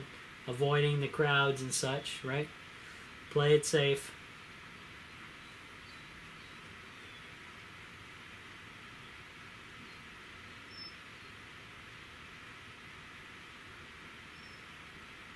We got 6 people watching. Hey, welcome. Rob from the Off-Grid Tiny House, if you don't know who I am. Just broadcasting live all over the globe from my little tiny house powered by the sun. Yeah, my brother says now you can mix and match the vaxes. And the Canadian government recently did something insane and said, well, the expiry dates for the vaccine we have are, since they're going to expire, we're going to extend that by a month or so. A month or two, and it'll be totally safe. Oh yeah, I'm sure. Bill, all the time spent in the hospitals, and I still refuse to get the jab. They hate me. Yeah, Bill. I bet that would be annoying too. The nurse comes around asking you all the time, you want me to stick this thing in you or what? Right?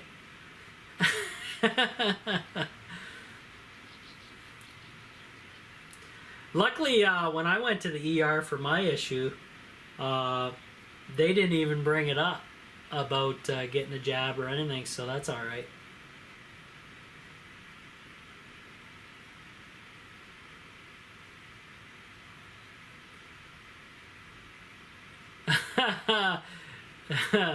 Well, Bill, they may hate you, but you know, you're on the right track with declining. I'm pretty sure you're on the right track, buddy, and we all hope you get better.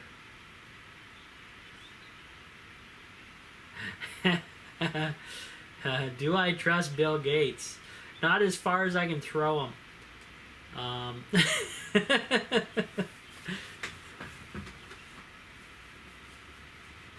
See, people with that kind of money and that kind of free time, you know, that's a problem because they get bored and they get crazy ideas, and then, you know, we have issues like we have now.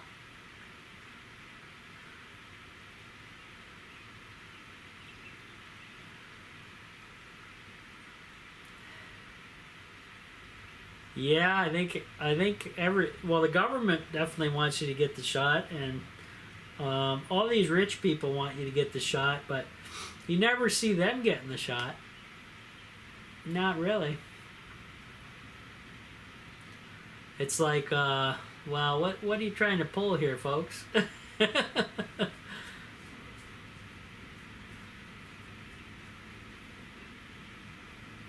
Oh, thanks for the thumbs up on the video, guys. It all helps. Appreciate it.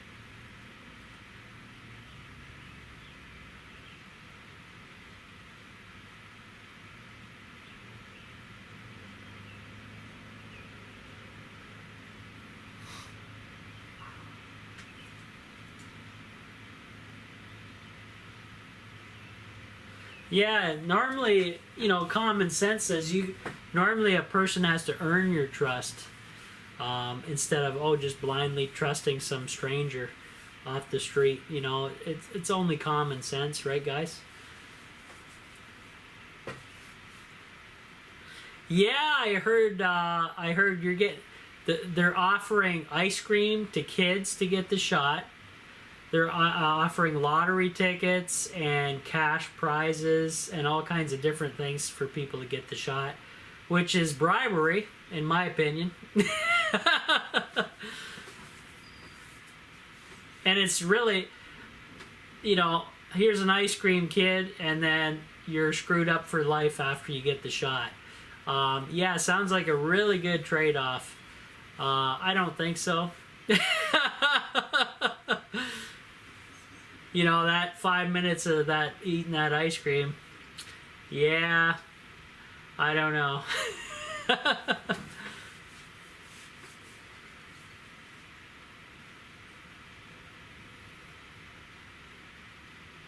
Yeah, it's fishy. Yeah, there's all kinds of states actually doing different things to get people shots. I heard there's also concert tickets. If you are vaccinated, they're like really low to get concert tickets at certain things. But the bands they were talking about, I've never even heard of anyway. So who cares? I'll be right back, guys. I'm just gonna do a quick washroom break after drinking all this water again.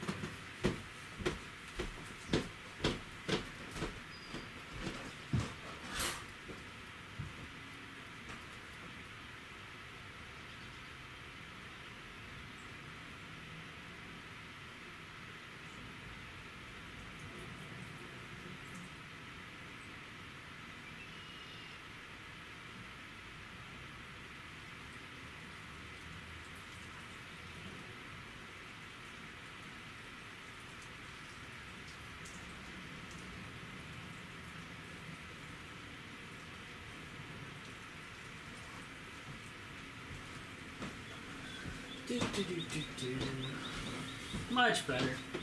I'm back.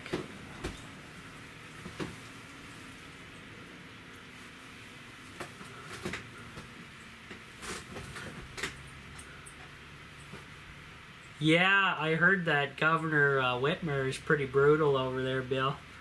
She was doing some crazy stuff trying to shut down the Canadian gas pipeline to your country. At the same time, you guys had your other pipeline hacked. So, real smart.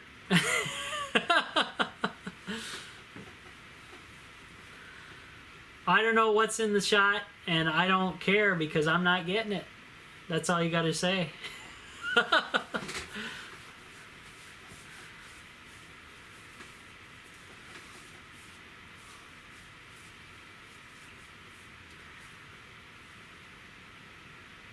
Yeah, Michigan was brutal. Like when we did our family vacation a couple years ago, we drove through Michigan on the way back home to Canada, and boy, it was in the wintertime, and they didn't even have money to plow the highway, and we were white knuckling it on the highway during basically a blizzard, and it was pretty scary, guys. You couldn't see the lines of the road. People were driving like crazy anyway, so whoa, that was the craziest driving I've ever experienced over there.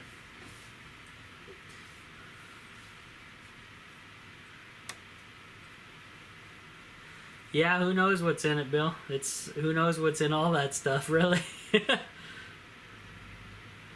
Yeah, they won't. Yeah, the funny thing is, with the shot there, there's supposed to be a list of ingredients that you can open up the little pamphlet and look, and it kind of folds out into this giant map of all the side effects and ingredients and everything.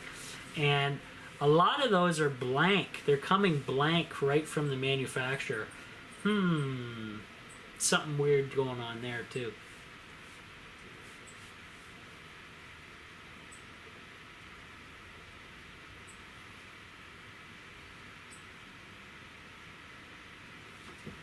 Oh, I got a message on Facebook. Let me check it.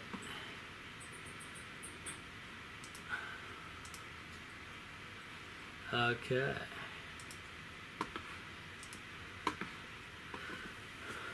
Yeah, the insert. That's what they're called. That's it. Yeah, John knows all this stuff. He's staying up to date with everything going on. I'm glad somebody is.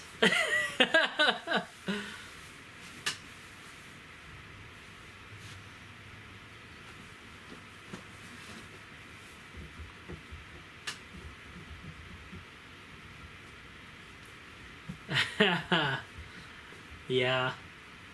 Well, just don't go too overboard with it, John, because you know the deeper you dig, a lot of that deeper stuff is bunk too. So you want to kind of just have a nice in between, you know, just beat around the bush a little bit just to get the whole picture, and don't dig too deep, if you know what I mean.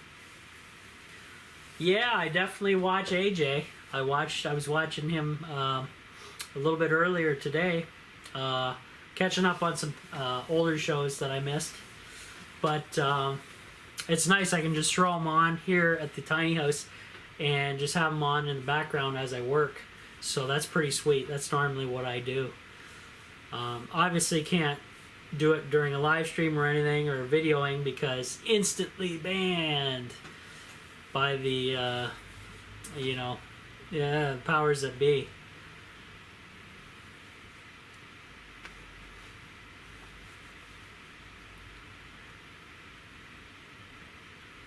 Yeah, I think I followed AJ since 9/11, actually, when I first got onto him through a friend, so that was great. And he's been pretty damn accurate, I'll tell you, boys. Pretty damn accurate. Okay, Bill, yeah, take a rest, buddy. We'll talk to you later, man. Working hard, time to rest.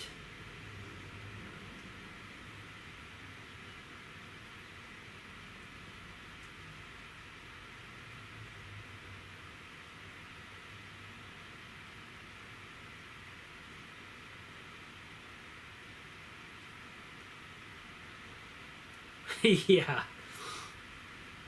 Yeah, AJ's great. I heard Roger Stone's wife has stage 3 lung cancer, so prayers for her. Though at least they're smart enough that they're doing some all natural medicines to try to help get rid of that, and they got a good team with them handling that, so that's all right. Fans Bus Gaming, what's going on, buddy? We're live streaming still here at the Off-Grid Tiny House. It's going on 4 p.m. Eastern Standard Time here. So that means I started at 2 o'clock. I've been going for 2 hours just about. Whoa, pretty crazy. Yeah, it's sad to hear about Roger's wife, but I guess they're getting a good handle on it, I guess, with what's going on with their health team around her and stuff. So that was the latest I just heard, actually, so yeah. But apparently, oh, pineapple's supposed to be good? Yeah. There you go, Kevy. My brother likes pineapple on his pizza, so perfect. Yeah, it's sad to hear anybody getting diagnosed with something nasty. I swear by the RSO. You know, if you guys know what that is, you can go find it in my playlist. I can't mention too much more about that because if I do demonetized, you know, that kind of thing. Oh yeah, my brother's got his cat in the box there. Conk dog. Yeah.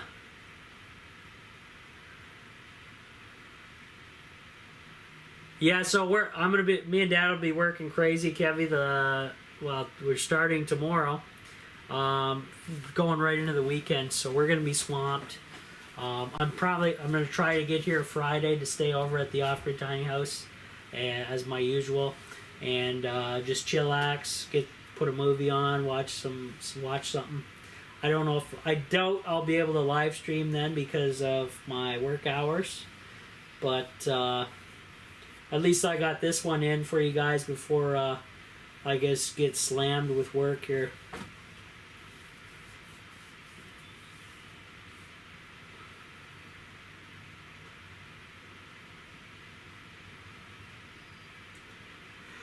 Don't mind me, I'm just leaning back. I need a recliner for this place. Be a lot more comfortable than this bed.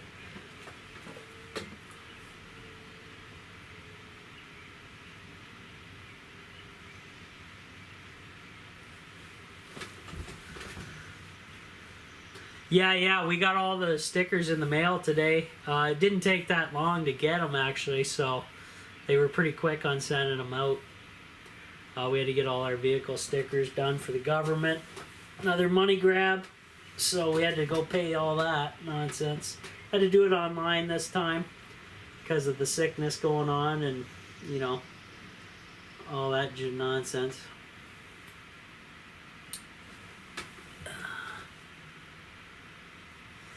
Yeah, we have Facebook Marketplace on. Well, that's the marketplace you're talking about.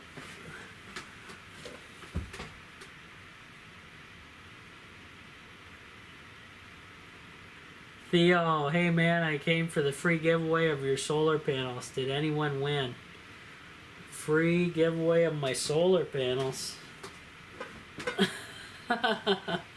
I don't remember starting that contest.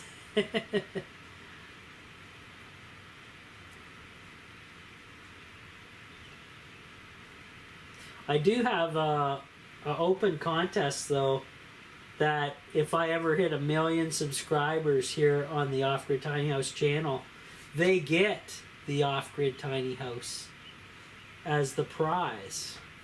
So that's an open ongoing contest, though I don't think it'll ever happen myself. That was quite an older video.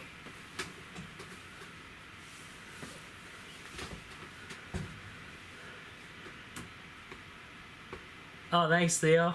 Yeah, thank you. Yeah, we got the encoder now, so I'm able to broadcast through the same camera I make all my videos on the YouTube channel with, so that's a bonus. The output on my panels, I believe, are 320 watts each, and they're massive panels. They're very large. They're almost the entire width of the tiny house. So that's almost, well, that's about almost 8 feet, something like that. They're large panels. So they're wired in series. And actually, I'm going to look up, I have a photo of the specs of my solar panels. And I'm going to look that up for you guys to see. Yeah, here they are.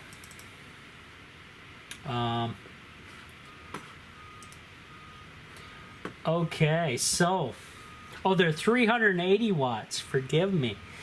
And so, max load, 5400. Max system voltage, 1000 volts. Max series fuse, 20 amps. Class C fire rating for Canada. And the VOC is 49. The impedance is 9.37 amps. The VMPP is 40.60 volts. And ISC is 10.07 amps. Hopefully that gives you a lot more information, guys, if that's what you're looking for. Okay, yeah, we'll see you, Kevy. Yeah, watch the giant bomb, see what's going on. Yeah, the batteries charge extremely fast. That's the wonderful thing about lithium iron phosphate batteries. They charge very fast. And I have the programming sheet for the MPPT charge controller. You have to do a custom programming for lithium iron phosphate batteries. So they properly charge your lithium iron phosphate battery safely. So I have a 13.2 float, 13.2 volt float charge for them. And I have the paper over here, actually. I'll grab it for you. Oh no, they charge within like 20 minutes. Not 3 hours.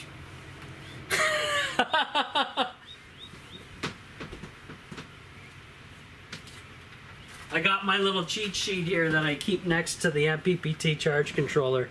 These are all my settings, if you can read them. So we have, yeah, you guys can see that pretty decent. This is my custom settings for the MPPT charge controller for the lithium iron phosphate batteries.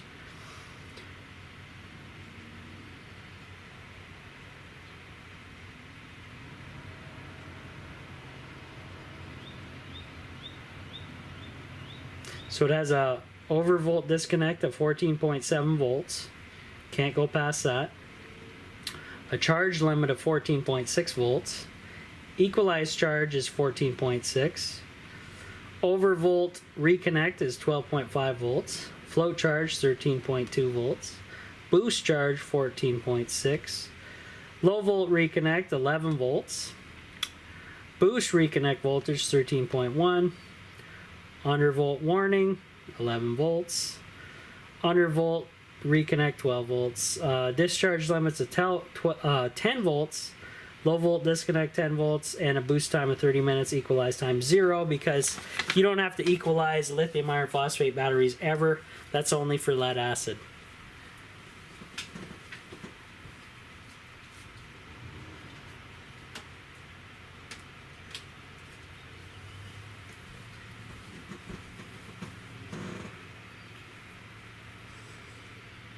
Oh yeah, the winter time is actually, guys, the winter time for the lithium iron phosphate batteries is even better. And the reason being is solar panels love cold weather. Love, love, love. They run more efficiently in the winter time. So you'll bring in a whack ton of power in the winter time, as long as there's no snow on your panels, right? So because the colder the solar panels are, the power likes that. They like there's less heat loss from heat, right? So keeps the losses down, increases the efficiency of your solar panels in the wintertime, and you're laughing. Yeah, lithium iron phosphate batteries charge very quickly, especially my setup here, because I don't really drain and really exercise my system really harshly.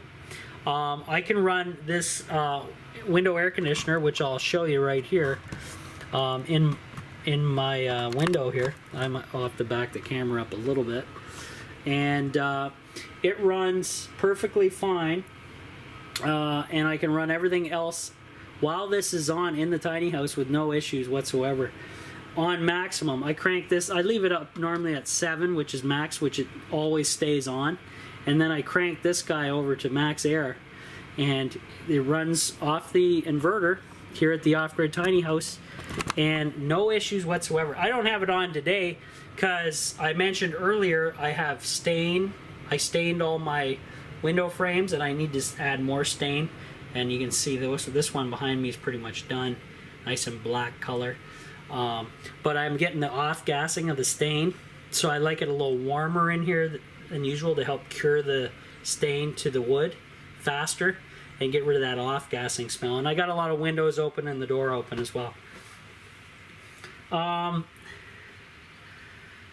What's the plan for hailstorms with the panels? Haven't had a hailstorm yet with the solar panels. If I do, I'll just claim it under warranty or insurance or whatever and go from there. Not a big deal. Pretty rare event here where I'm located. I know it's probably more tornado. The little leg. Oh, I hear Stu. Ah. High Tech Guy has joined the party, and the live stream had a little buffer moment there. But other than that, we're still going.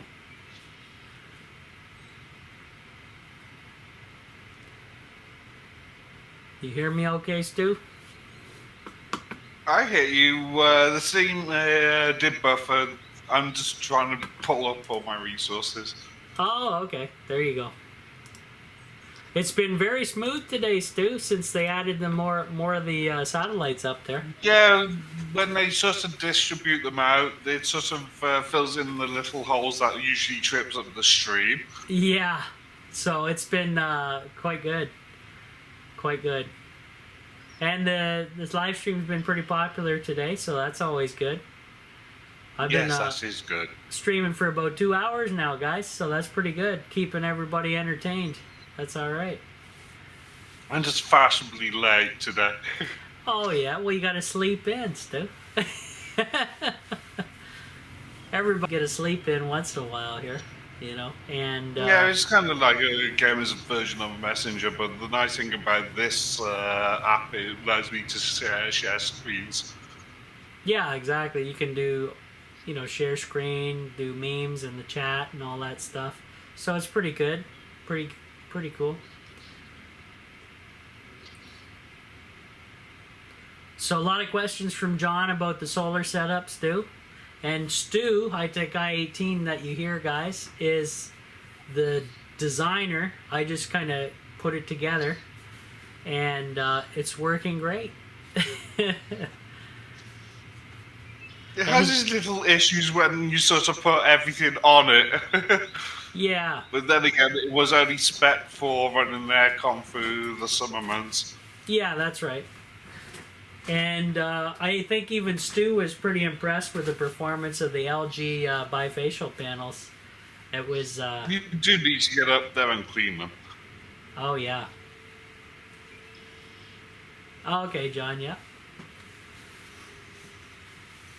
Yeah, I got to get up there and clean. I was out there today. I used up the rest of the Flex Seal, filling in the... I'm pretty much figured out where the infiltration was coming in through some rivets all the way along the tiny house. The rivets were used to attach the roof to the transport trailer, because my roof is actually just aluminum, but the body shell of the trailer is 1 inch thick wood with a fiberglass plasticky material on either end to keep the wood from hitting the elements.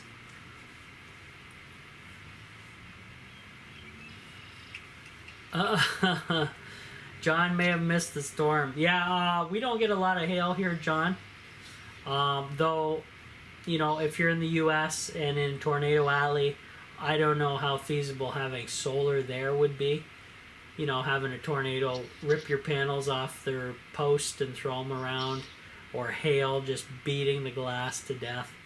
I would probably relocate if you could. Probably not a good idea in Tornado Alley.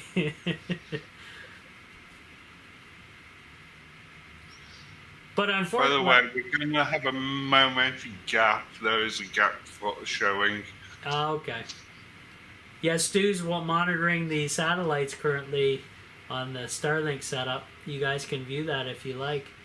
It shows them all zooming around the planet, and shows kind of where we have little gaps here in the broadcast where I kind of buffer out for a few seconds. But that will improve over time, and as they add more and more and get them all kind of synchronized. So that's going to be sweet, because a lot of people want some decent high-speed internet anywhere they want in the world, other than the countries... Except Russia and China. Yeah, except the countries that are trying to censor it from happening.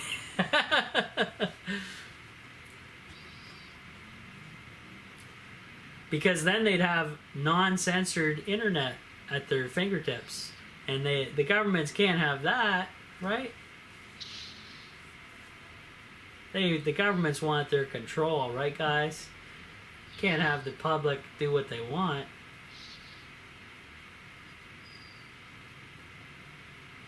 What's funny is China pretty much said if they catch one of their citizens, they'll blow ultimate satellite system out of the sky. Oh, really? Oh, nasty.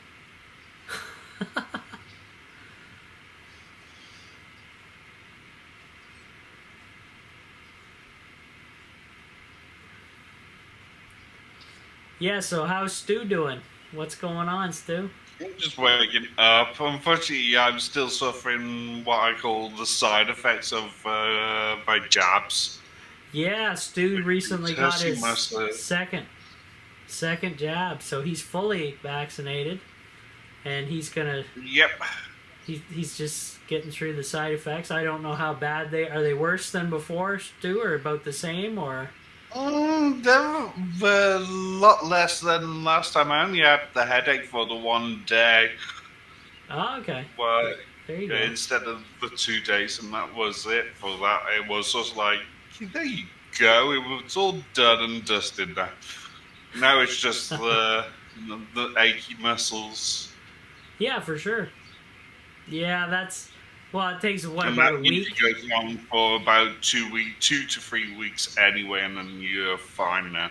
Ah, okay. So it's a little bit longer of a wait, but you'll get through it, eh, Stu? Yep.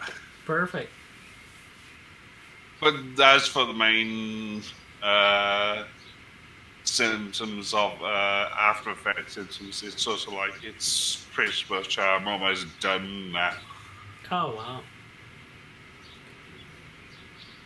Yeah, things are looking pretty good here in Canada with cases and such, but the government still doesn't want to give up the lockdown powers that they have, so they just keep extending it. They found that the strains are mutating in the pockets where they haven't got, where it's sort of still spreading. Oh boy, there you go. Well, our government, and I said it from the start, was completely insane for allowing international air travel to continue throughout the sickness. And I stand by that because that's just crazy.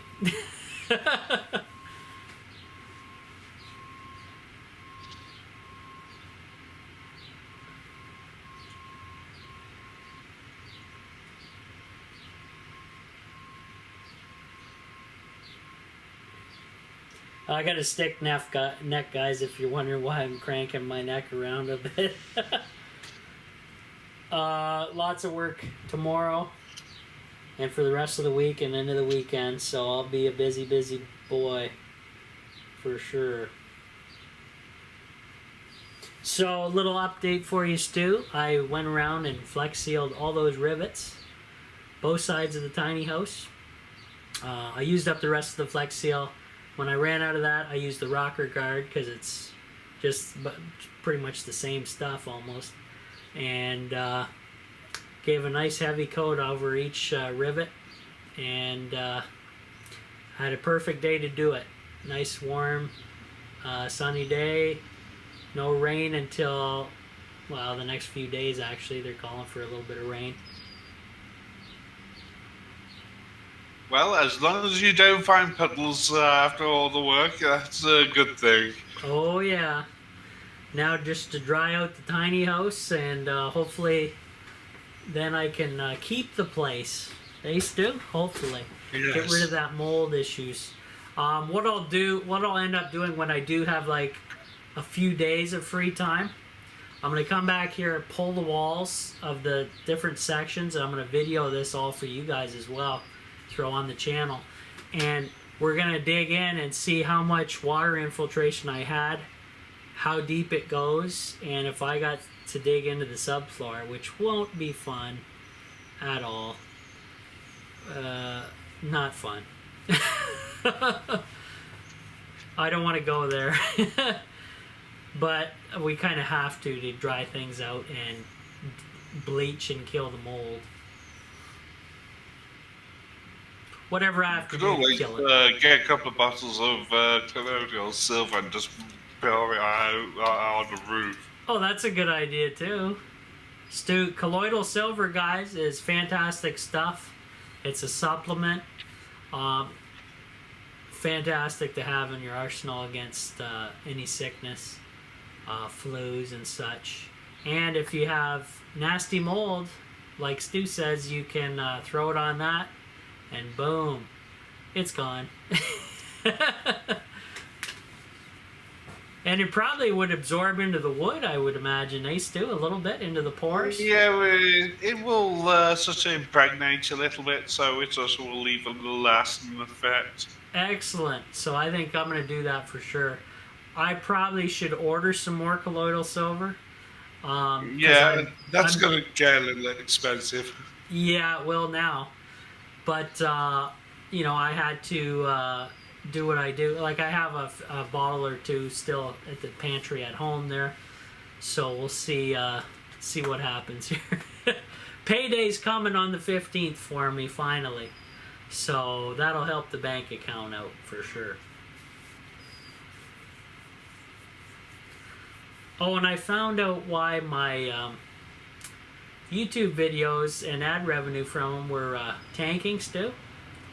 I did a little investigating in my video manager, and YouTube shut my ads off for the last year of videos I put out. So from present to back a year, I went into the ad manager, like on each individual video, and they had maybe one ad at the end of the video and none other than that. So I had to manually go in a year's worth of videos and add ads. That was fun. That took a few hours. But I guess it would be their algorithm or AI did that. I don't think a person. Yeah, I don't think a be, person would AI. manually do that. But who knows? Yeah, it'd definitely be AI because there's just no way that Yeah. a small team of people can sort of go through a whole archive of videos. Yeah, so I went back through and beyond a little bit too to double check things, and I kind of fixed all that now. So it probably won't take effect until the next go around on their cycle, because that's normally how it works. So I just took a big hit the last few months and on the income on the Off-Grid Tiny House YouTube channel. So really hurts, really sucks. Oh, It does hurt when you got a bigger bill coming in now. It's also like, Yeah. that needs to pay for my Starlink internet connection, mate. yeah, exactly, guys, because the Starlink internet is not cheap right now. It's going to go down. No. But I'm paying about $140 after with taxes in. So a month. It's funny, if I did the same setup, it's only like 89 for me. Yeah. Oh, Ian David says hi. Hey, David. Welcome. John Hancock is saying, what editing program do you use? I use, holy crap, Windows Movie Maker. The free one that came with Windows. I think it came with, what did it come in, 7 or 8, Stu? Something like that. I don't think it's on 10. Came with 7. It's been in the operating systems for quite a while, but they never optimized it. Yeah, I just used the old school free Movie Maker program that came with Windows 7. You guys, if you have Windows 10, the latest, you can still go online and download it for free to throw on your computer. So I The live like stream it. uses with OBS. Yeah. So OBS live stream is running this live stream, and my camera went a little woo for a minute. But welcome, guys. We got 8 viewers now. We're up to 8. Smash the thumbs up button. Welcome. I'm Rob from the Off-Grid Tiny House. If you don't know, broadcasting live off the grid at the tiny house via the Starlink internet, Elon Musk's new setup.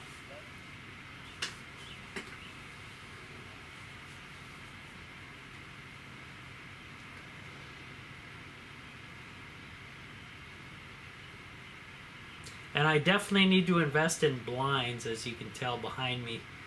The window is whitewashing a lot of the video. Yeah, you definitely need to sort of try and find a couple of roller blinds. Oh yeah, David. Yeah, for sure. Over here in Canada, and Stu, high tech guy, the guy you can hear on the live stream as well. He can vouch for me on the prices I have to suffer through, and the censoring of equipment that I can't really get here. It's funny, Canada, it's sort of like you can get the unlimited calls, but when you sort of want unlimited internet, it does not exist. You got her. Stu's seen it firsthand because I've been friends with Stu for quite a long time now, and he's seen all the different prices coming and going. Gee, what was it? I spent an entire week going through every single Canadian mobile operator, Yeah. and none of them has unlimited internet. Yeah, none of our mobile phones here, guys, have unlimited internet, no unlimited data. If they say they have unlimited data, it's throttled to like 10 gigs max or something stupid, and you're paying like almost as much as Starlink for it. So I went with Starlink because it works awesome. As long as you have a satellite in orbit Yeah, and I got a little above your dish. personal little satellite running around, or hundreds of them. I don't know. John Hancock plays $100 a month in the U.S. for basically unlimited everything. Yeah, you guys are spoiled in the U.S. and in the U.K. because here in Canada, guys, brutal, just brutal. Ask Stu. I'll tell you straight up. It's funny, you go to sort of like my network or say one of the networks in the US, they all have unlimited or data, or you can eat data. And then it's sort of like Canada land, it's like, no, does not exist for you. Oh yeah. Yeah, it's pretty bad. Like even getting a pure sine wave inverter in a local store here is next to impossible. I have to go online, Amazon, and grab stuff like that, guys. That's how brutal it is here in Canada to find. Like we have like no variety, censored. We only get certain things. It's pretty crazy here.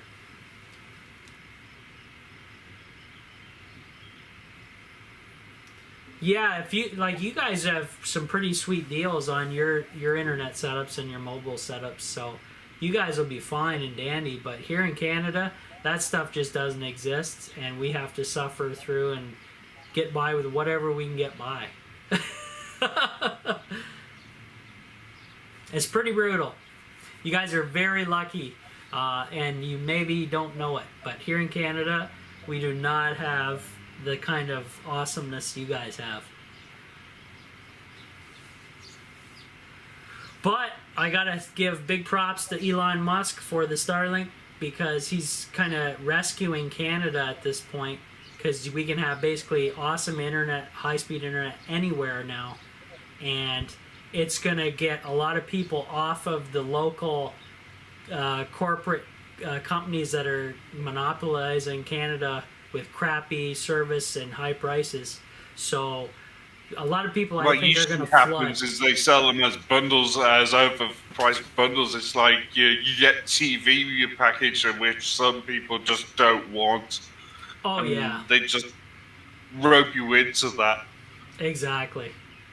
And my parents are still going through issues with the cable company, because they get the phone, the TV, and the internet all through one company as a package.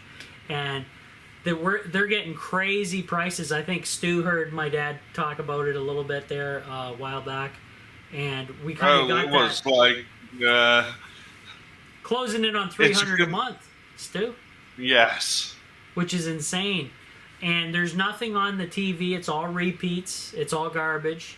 They have landline and they have a cell phone, but cell phone's not part of this. And then the internet. The internet's good. It's fiber internet. It's pretty fast, pretty nice. But the price is crazy. So my dad had to phone up. They're knocking the prices down. They're knocking the packages down to get normal, like $100. We've got it down to like $150 now, I think, for the 3 package. But they kind of put us on like a commercial thing where they just kept increasing prices, which was insane. So we're kind of battling back and forth to get a decent deal for them because that's too much. Yeah, a lot of people don't watch TV anymore, John. There's nothing on, man. It's all junk. And if there is something on, it's some kind of weird, something you're not into. It may be me just getting older. That's value, but then again, it sucks when you're in a country where they have TV licensing and you're forced.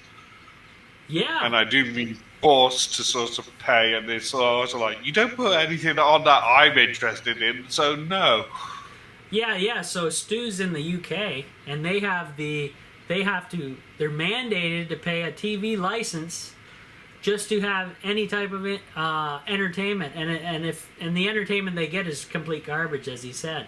So he's got to go online, but you got to have this license just to kind of be online, and it's a joke. The way they're trying to reword the licensing terms now, it's sort of like, even if you just have a mobile phone just for telephone calls, it's sort of like, yep, you need a TV license for that, just in case you watch terrestrial TV over the internet, and it's sort of like, no. Yeah, Dave wants I'm wasting my bandwidth on that. Yeah, Ian, Dave wants to give me a shout out to his little lad, Jensen. Hey, Jensen, Rob from the Off-Grid Tiny House talking to you live here over the Starlink internet from Elon Musk. That's on the off-grid solar power, which is pretty sweet, running everything. Oh, AJ talks about flicker rate on TV, and I can't stand it. Yeah, there's all kinds of weird stuff going on. I try to, a lot of people are just jumping on the Netflix bandwagon because it's way cheaper than paying for TV. It's like $15, I think, here in Canada, so at least that's a decent price for that here. But regular cable TV is like a complete ripoff. And there's nothing on it. It's bad. There hasn't been anything really good on it for years, really. And sorry about my neck movement, guys. I'm just kind of stiff from work.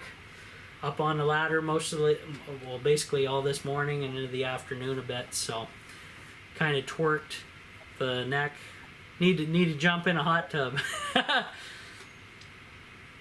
Yeah, you guys, shout out to Canada for Trailer Park Boys. If you guys haven't seen that show at all, you got to go get it. Go search it out. It is fantastically funny and very fun to watch if you're bored. So enjoy and check that out, guys. They have quite a few movies as well.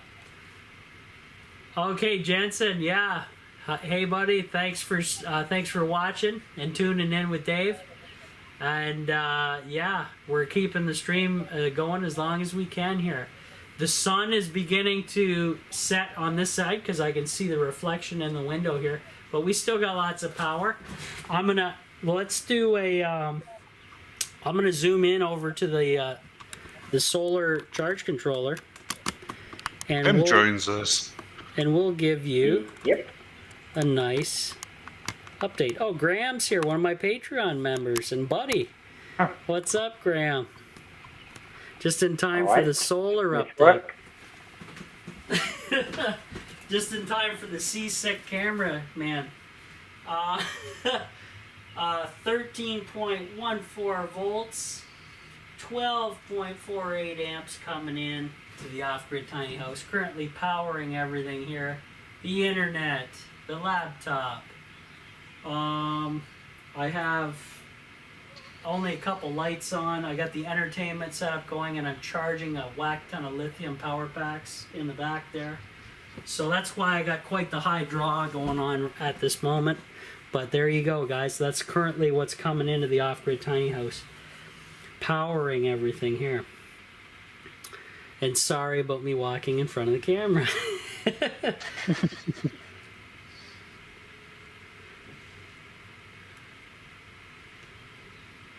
John says, I told the cable to cut it down. It was rubbing on my roof. So they ran the cabling over the into the building through the roof, I'm assuming. There you go.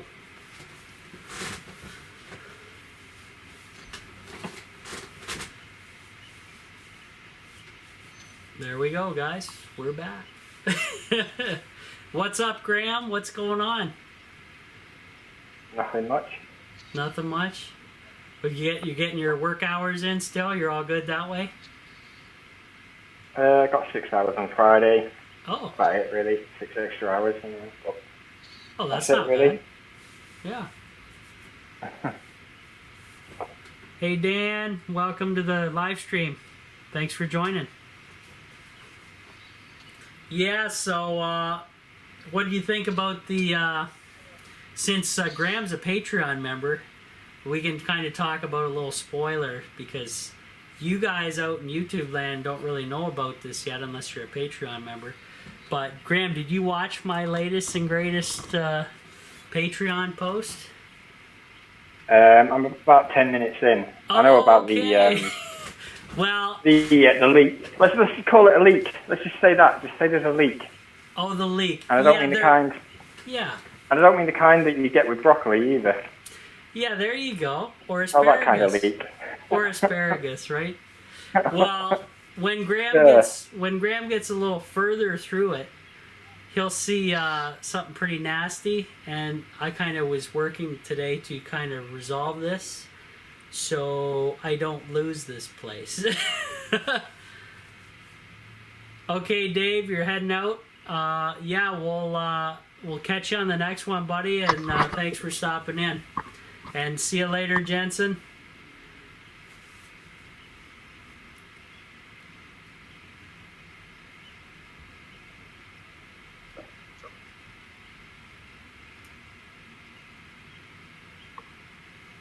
Yeah, so I'm just chilling now, guys. I had quite the great live stream, going on to 2.5 hours now. So we'll go as long as we got people coming in and talking and everything like that. So might as well, because I got a ton of work ahead of me, guys. Tomorrow, full day.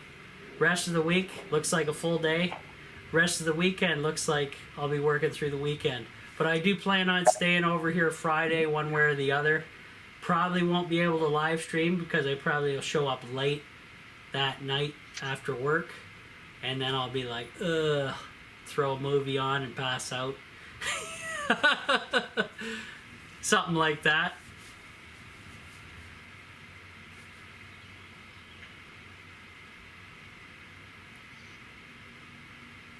Yeah, oh yeah, Dan is one of the Patreon members as well. I didn't quite recognize him right off the rip. And he's interested in the medicine I make. And he has he come up with like an ultrasonic cleaning appliance that he can possibly mod to use to extract basically almost 100% of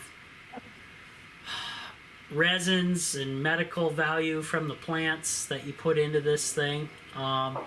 Though yeah, Dave, we'll see you later. Though I haven't looked at an ultrasonic cleaning device before. I know what you're talking about. Don't they use those for like cleaning silverware or something? It's like Yeah, roughly silverware. high vibration or something they used to? Yeah, it's high vibration, but nothing that our blender doesn't get out anywhere. Okay, there you go. Yeah, so the blender method works pretty good.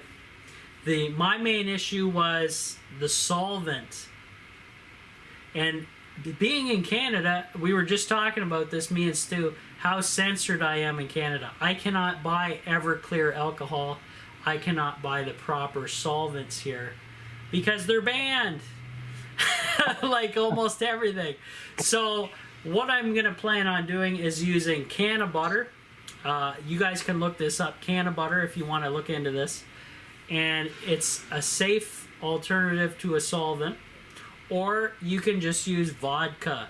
And I think I'm going to lean kind of towards that because I can concentrate more plant material. I basically want to take a whole pound of material, concentrate it down into a medicine, and then that medicine will be powerful enough to handle anything that comes your way. Yeah, Dan's thinking about using the ultrasonic device to move the solvent around as a stirring mechanism, I guess, instead of a blender. And I guess that would work better than a blender because of the high vibrations, I'm assuming. Ace do? No, it sort of can't rip open cells. Oh, it rips open plant cells because of the vibrations? That's one of the blender method, but yeah, ultrasound is kind of weak in that respect.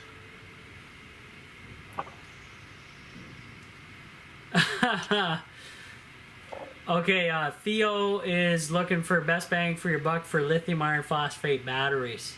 I got mine off of ebay.ca, and I bought mine actually when they didn't charge tax, which was wonderful. But now they charge tax, and it's about $200 in tax for me to buy a single battery, just in tax. Oh, a combination, okay. Okay, use a blender to break it down, then use the ultra to get more content. Yeah, that would be an added heat. Yeah, Dan, just remember you want to do this outside and have a fan with you, because whatever solvent Especially you're if you're using, working with other solvents that aren't ethanol based. yeah, you don't want flames anywhere near this thing. And I don't know how much heat an ultrasonic cleaner would produce. I'm assuming a lot. Technically, it shouldn't produce any. Okay, so it's just like sound waves or vibration or what? It's just sound waves and vibrations. Okay. Yeah. So Dan, definitely use the blender method. Try the ultrasonic machine as well to see if you can extract even more. And then, okay, 180 degrees, it's a heated unit. Okay, so that's perfect. Dan, guess what? Alcohol boils at ethanol, I should say, that kind of alcohol that you're probably going to be using. Everclear, if you can get your hands on it, a nice grain alcohol would be best. Use that. And alcohol, what's the boiling point of alcohol? It's 175 Fahrenheit. So if you could, 173, perfect. So if your machine does 180, you're laughing already. You're going to be fine doing that, Dan. That's going to be perfect.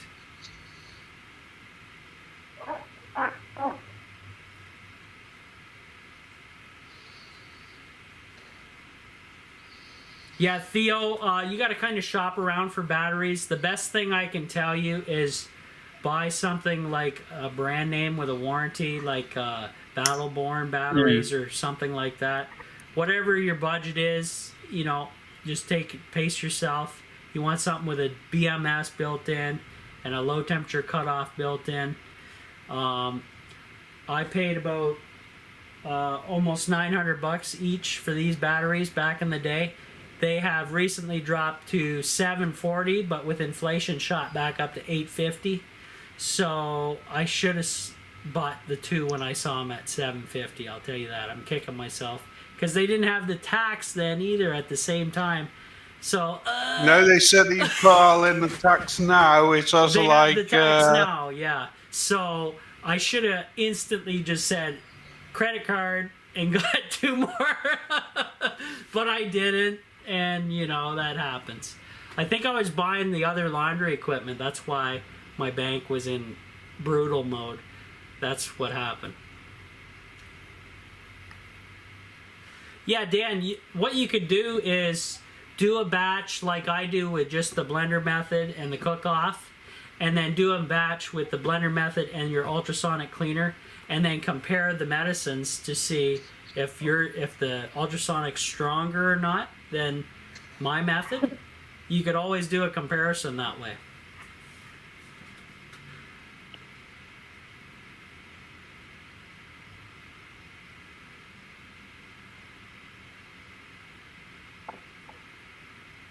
Yeah, the other way you can make your own was say if you make your own Big Clive trash wine. Yeah. The other thing, definitely, like, I don't know what, Dan, I'm not sure where you are located in the world, but if you're able to distill alcohol where you are legally, do that. Because it's a hell of a lot cheaper. Technically, it's legal until they find you. That's true. That's true. So just don't advertise that you're doing it. How about that? Well, the way I look at it is if you can sort of put up what they call a flat pack shed in the woods somewhere and a load of solar panels, Yeah, there you go. like a load of LG bifacials, and then you get sort of like a off-grid hybrid inverter where it sort of does AC power without batteries, you're laughing.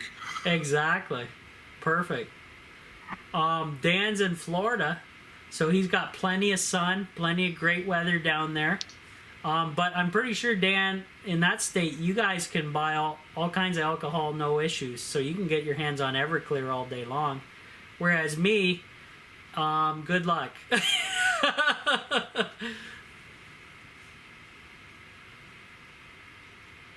And the other thing, guys, the medicine I make is not just for RSO. You can make tinctures of different other herbs and medicines with the same type of alcohol.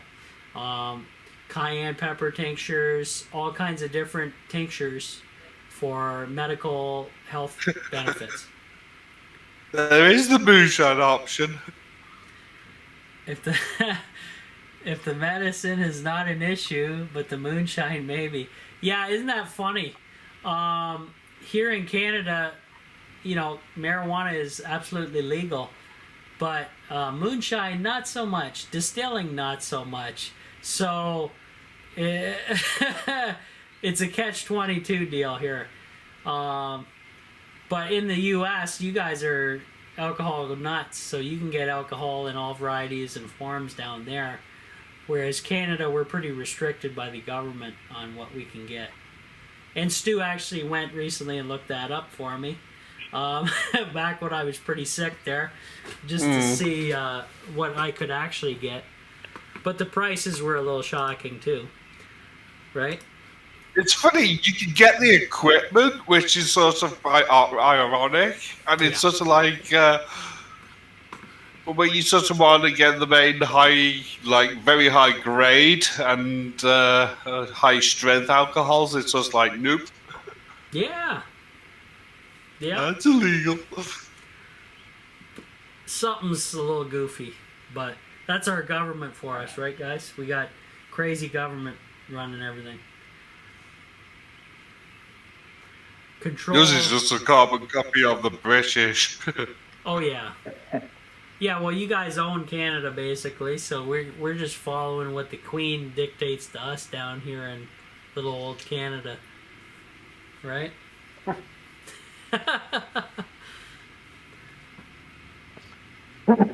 Yeah, watch the news if this goes sideways. Well, Dan, make sure you got a fan. It's already going sideways. What I find amazing is that they're not backing away, and we're having a wonderful Indian surge right now of COVID. Yeah, that's true. That is true. But I think Dan's talking about if he blows up or something with the ultrasonic cleaner. So, yeah, just do it outside. Have a box fan nearby blowing on max.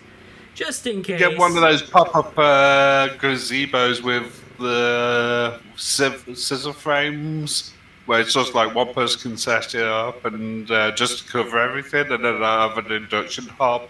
Yeah, exactly. Yeah, the induction cooktops are amazing. Stu got me onto those as well. And just crazy good technology. And it's surprisingly, it's an old technology, Stu tells me. So they just kind of brought it along.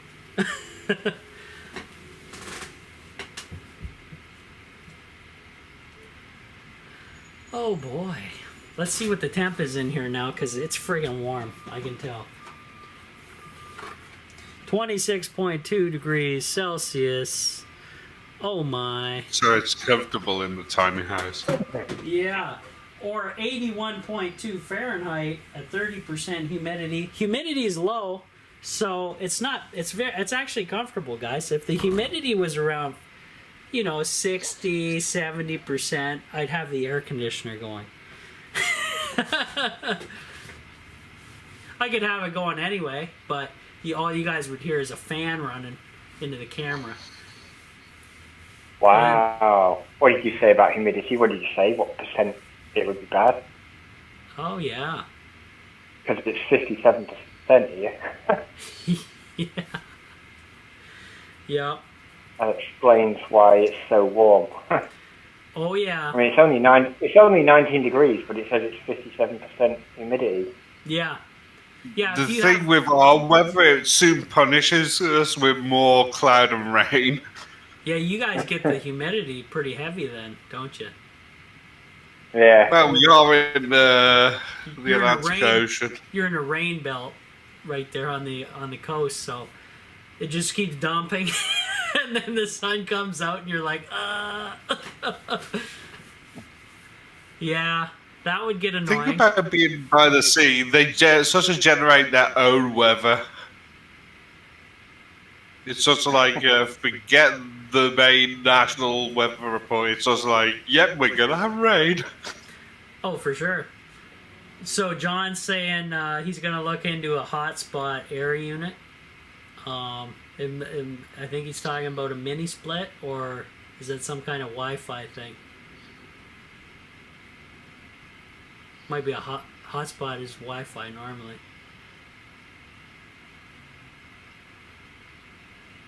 They do make 120 volt air conditioner and / heater now, which is nice. So you could have one of those ductless units hanging on the wall with the little remote, have the unit outside, and it's 120 volts, guys. Crazy.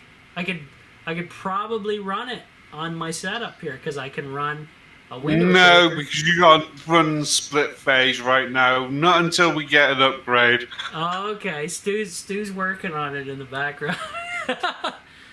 Okay, Graham says, Stu, check the Discord chat. I should head over there. I don't see what's happening. Graham might be dropping some heavy memes on me. Or something. He is. He's dropping the memes. Okay, there you go. I can't see him, but I won't touch anything because I don't want to screw the stream up.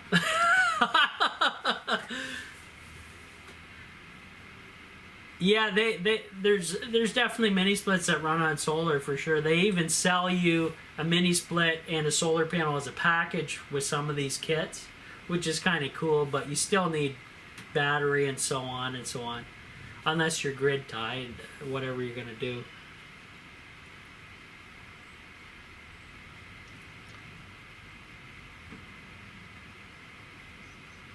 Okay, so Dan's up on it. Mr. Cool, 120 volt, pulls 3 amps on cool.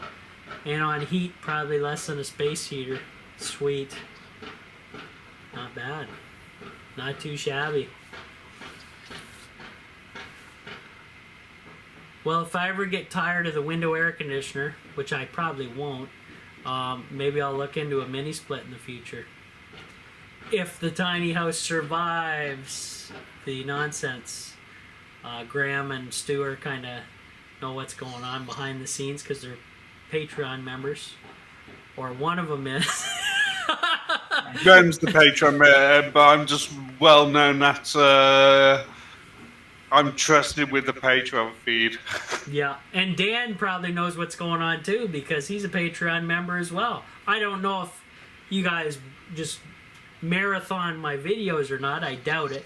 But when I do release them, you guys get all the behind-the-scenes early access stuff that YouTube doesn't get until later on. So that's kind of an advantage to pay $1 a month to become a Patreon member here at the Off-Grid Tiny House. Helps me out a little bit financing this stuff. And then, I do have Starlink to pay now a month. $140. So, yeah, my bank account's like, oh, how dare you? So, it's not good. But that's why I've got to work all the time. Little solar update, we're still fine. 13.16 volts, 13.53 amps coming in. So my lithium packs must be really hogging the amps, since they're 3 amp supports do. So other than this one that's powering the camera. Is it an right now. outage issue? Uh-oh. Okay, yeah, Dan, you'll find out later if you watch it. You'll see what's going on behind the scenes here at the tiny house. I worked today and made some videos with this guy that will be coming out later for you guys on Patreon, and then much later for the YouTube channel. So the benefits of the Patreon people, they get all my stuff basically almost live. Stay up to date with everything going on here with me. And eventually it trickles down to YouTube. And I think, Graham, did I tell you what happened to my YouTube money? Yeah, I heard about your adverts, yeah. Yeah, down the tubes, but the algorithm took my videos from present back a year and basically didn't put ads in the videos, even though they're monetized. So I had to manually go back for a year's worth of videos and manually add ads spaced out and whatever to each video. Thanks, YouTube. You're wonderful. So I lost out, 2-3 months worth of revenue, and it basically tanked my revenue for 3 months. Wonderful, YouTube. You're so smart over there, aren't you? So, you got to be on the lookout, guys, if you got a YouTube channel. Antagonise the YouTube. It just may sort of say no funding for you. Yeah, just wonderful, guys. Just brutal to me. Brutal. John says those guys working for Elko Po get free internet. I don't know what that is, but hey, free internet's good as long as it's decent internet.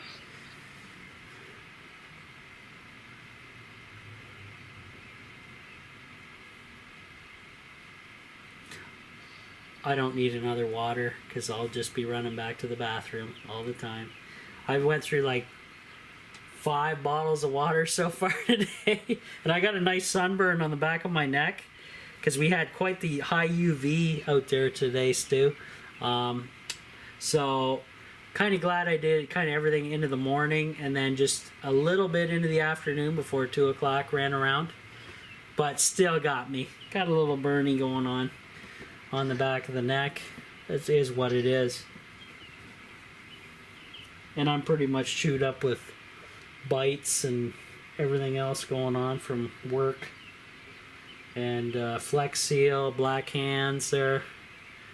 A little bit. I cleaned off as much as I could, but yeah. I was fairly clean doing the job. So you guys will see that later when I post these to Patreon. Oh, El Chapo. The guys working for El Chapo get free internet. Still don't know who that is.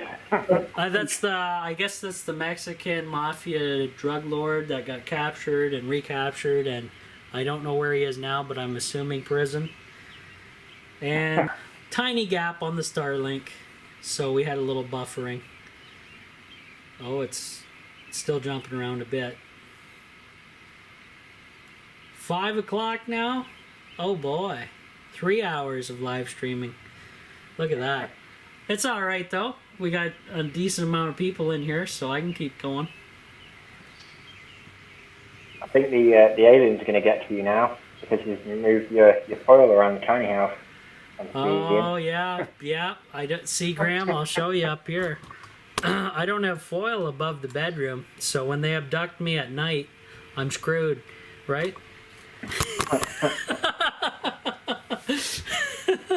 It's not totally sealed yet, right? And that's a joke, guys, in case there's somebody out there serious thinking there's aliens coming here, right? I did just do a UFO video, but that's because the Pentagon said, yeah, we don't know what these things are. They're beyond our physics, and you really can't prep for that because they think we're ants, right? Is that a hole in the wall of the tiny house? Yeah. Behind that wall you pulled off? Yeah. It looks like a rivet hole where there used to be like a rivet or a bolt or something. Yeah, those are the rivet holes that I discovered were leaking, Graham, and causing mold, which I got to take care of, or this tiny That house. is the problem with buying an old trailer or even an old lorry. That is the problem. They do rivet the metal things that hold the straps, you know, for when it's a commercial lorry. That's they rivet right. them all in, and yeah, it does cause problems. Yeah, I'm not If I'd have EMP bought proof, that, John. if I'd have bought that Lucent van that I originally went to Northern Ireland to look at, I would have had the same problem. Yeah. So what I ended up doing, and you'll see this on Patreon, guys, but I'll tell you what I did. I used up the rest of the Flex Seal and went over all the rivets on the that leaks. Captures most of that water. So nothing on this wall really ever leaked because I've always captured water basically on this side. This side doesn't have a gutter. This is the side that leaked. Next to this window here, you guys will see that later upcoming on YouTube, but the Patrons already know what I'm talking about. Also, back here, I'm going to flip the camera around. By the barrel stove window, the new window, at the front of the elliptical, I have the same black, I guess it's mold, that has formed on the vinyl. So that means I have the two situations of mold infiltration there. But today, this morning, and into the afternoon, I used up the rest of the Flex Seal over all the rivets. Then I got rocker guard because I ran out, so my dad had a spare can of rocker guard kicking around. So I did the rest of this side of the trailer just in case. And filled in a couple holes as well. So you guys will see that video, those videos coming up when I get to uploading them. So it's a work in progress. But later, guys, when I get, like, that doesn't solve the mold issue, that hopefully solves the water issue. But I still have to come back here when I have like 3 days off, pull both wall panels, do some digging, and I'll video all that for you to see how bad the damage is. And, ooh, how really bad it is. I don't want to even go there because it went to the subfloor. I know that. Underneath the vinyl to the subfloor, and then I have insulation under there and radiant barrier, and then if it passes through that, it actually does, it's able to leak out if there was a massive amount of water, which is good. And it is breathing under there, which is good to some degree. But I still got to open these panels, clean. Stu mentioned colloidal silver. Dump it onto the wood so it'll impregnate it and kill the virus or mold. And go from there. So good idea for sure. Dan says, you know you're desperate when they admit they are aliens. Hey, look over here. Not what are we doing? Yeah, Dan, the government doesn't know what they're doing, in my opinion. None of them. Especially during this. And you didn't take a shot at one just in case you started international. Yeah. Oh, yeah, I'm sure the military's tried to fire on these things. And if their physics is beyond ours, which it looks like it is, do we really want to be that stupid? I don't know. But then Americans are trigger happy as is, right? No offense to the Americans watching. Look at the... John says, look at the use of some kind of stucco. Put bleach in a spray bottle. Yeah, bleach will definitely get mold as well. The nice You thing can about alcohol. You can probably. There's a use for the shitty stuff. the crappy solvent that I have. Yes. Yeah, I could do that. Because- I did give the rest, the open packages to my dad because we do use it to clean our equipment out, our lines and hoses. But the ones that are still sealed, we have the receipt, so eventually we're gonna shoot down and return all that stuff to get a refund, hopefully.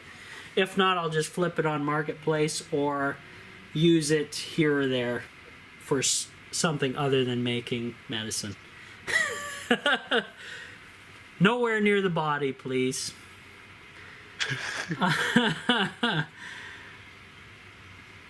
Yeah, definitely bleach, colloidal silver. What else? Alcohol. All good things to kill viruses and mold. So hopefully we can save the tiny house thing, guys, because I was kind of in a panic when I saw that. I was like, okay, so now I got to rip everything out of the tiny house. And with the lumber prices being what they are, good luck on that. What also sucks is you would have to rip all the foam The installation out just to sort of get to the all wall. the just to insulation, check. all the survival blanket insulation, the subfloor, the vinyl, right? I was thinking it would be quite interesting to see if you could, like where the walls meet the roof, it's like a little corner bracket, Yeah. that they sort of rivet on. It'd be good if you could sort of take that off and basically just take the whole roof of the trailer off, put a new roof on. Yeah. That And would be build a interesting to slanted do that. roof where I can actually have decent solar power and decent rain capture, right? Yeah. That would be 'Cause then you smart could use because some sheet metal. the walls are, you guys seen how thick the walls are? They're about 1 inch thick solid wood, and then they have the fiberglass white on either side of them. So you could actually cut to fit, like cut the entire cap off, make a nice little tapered slanted roof like Graham's saying, and do it right as opposed to my way. But then again, this is one big little budget experiment that we're trying to pull off here. So all good ideas for sure.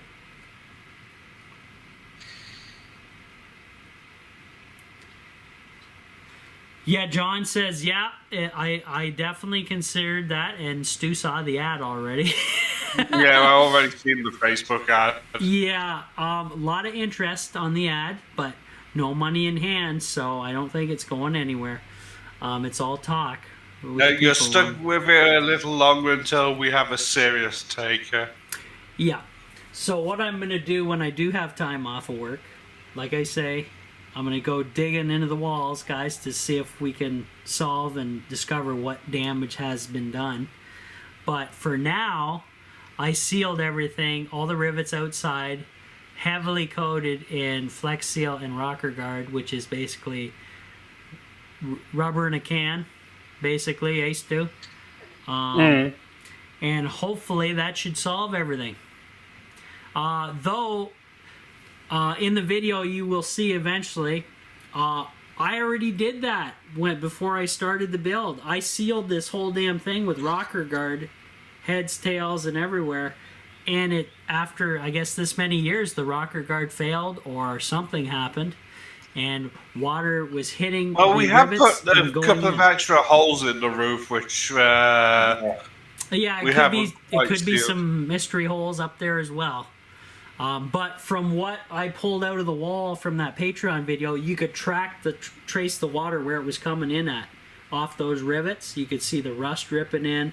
You could see it running down the backs of the foam board and right down into basically the studs, the skeleton of the trailer, and then onto the floor and into the subfloor. Ugh. I am scared to look under there, guys, because I think it's going to be nasty. Because I don't know how long that's been going on. I only noticed it the first time when we got the Starlink put in, and everybody thought water ran back the cable, but it was actually this window was pissing that water through, and it pooled here. And then I said, oh, I think it's the fridge, because the fridge actually popped up a red weird code that one of the valves didn't open. Yeah, and we I thought it did flooded. do that one day where it also was like suspecting the fridge, but it may have been this leak that popped up before. Yeah, Dan's got a good point. Crank up the barrel stove. And die. Because that thing, oh my God, guys, if anything you learn from my channel, get a barrel stove. Best fireplace It ever. took him out of the house through winter, which was sort of funny. I was like 90 plus degrees in dead winter in Canada and had to open all the doors, all the windows, and run all the ceiling fans for an hour plus to get the temperature down to where I could live comfortably. And then go back to bed. I was a grumpy camper when I woke up to an oven, sauna, hell pit, whatever. I had to get the damn cold air in here in the middle of the night in Canada. Okay, that's how damn good that stove works. But I did overload it. That was my fault. Yes. Find a deal on Funny, a trailer and but, build a tiny house. Yep. You could do that, though the price of everything has gone through the roof with inflation, though. That's the trick. Not to mention, there's certain things that you can't get right now because there's no Yeah. manufacturing going on for them. Yeah, it's not a fun time, guys, to be starting on a tiny house. Graham, how's the caravan? How's the Sprinter going? Oh, I was just going to say something about that. Oh, there we Yeah, go. we were talking about timber. I've been to B&Q in Wicks, when the foot was it, Sunday, and no timber again. So I've got the window and I can't put it in because I need to build a timber frame. Oh my God! See, it's hitting everybody. They're in the UK. I'm in Canada. You Oh guys yeah, are in the the supplies States. are certainly running low over here, but they also have major construction projects Yeah, I'm going on right now. I'm gonna dry out the trailer, no problem, guys. That's gonna happen. So with the barrel stove, with sealing the trailer up, all the windows and stuff. But for now, I had the You definitely windows need to open. get hold of a desk and dehumidifier. That will solve all your water problems.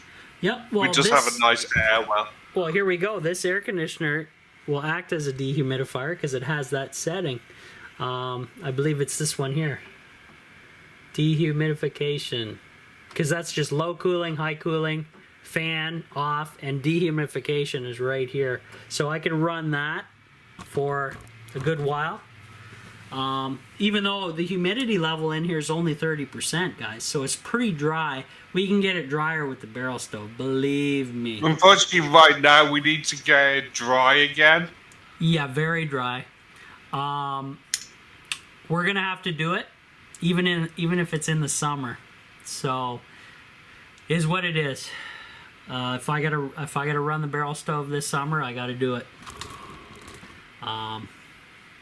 Has to be done. You just need to keep hold of a couple of bags of charcoal and smokeless coal Yeah.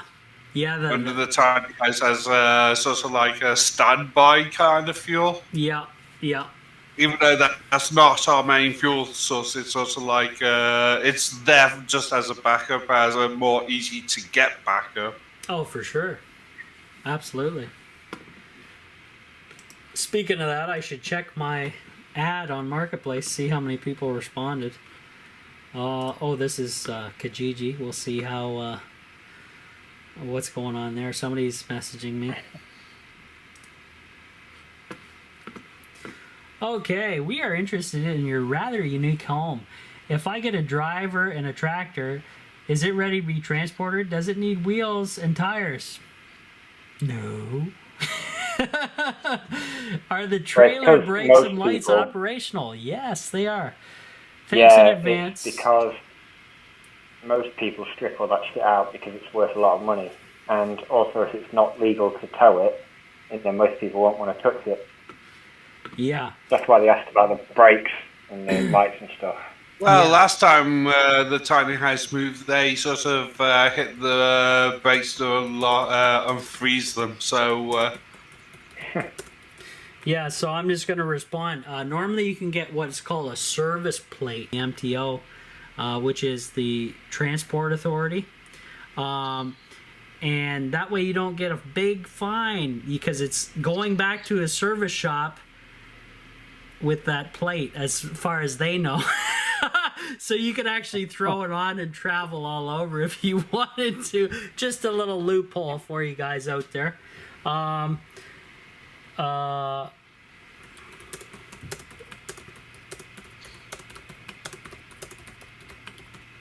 There we go. Respond. We may not be selling the trailer though, guys, obviously, because if I'm able to fix this, thank God, and then I won't be out a whole ton of money. yeah, the problem is we sort of need to wait for a rainy day. So and a hard raining day to justify all that we even if we fix the leaks. Yes. Thursday, which is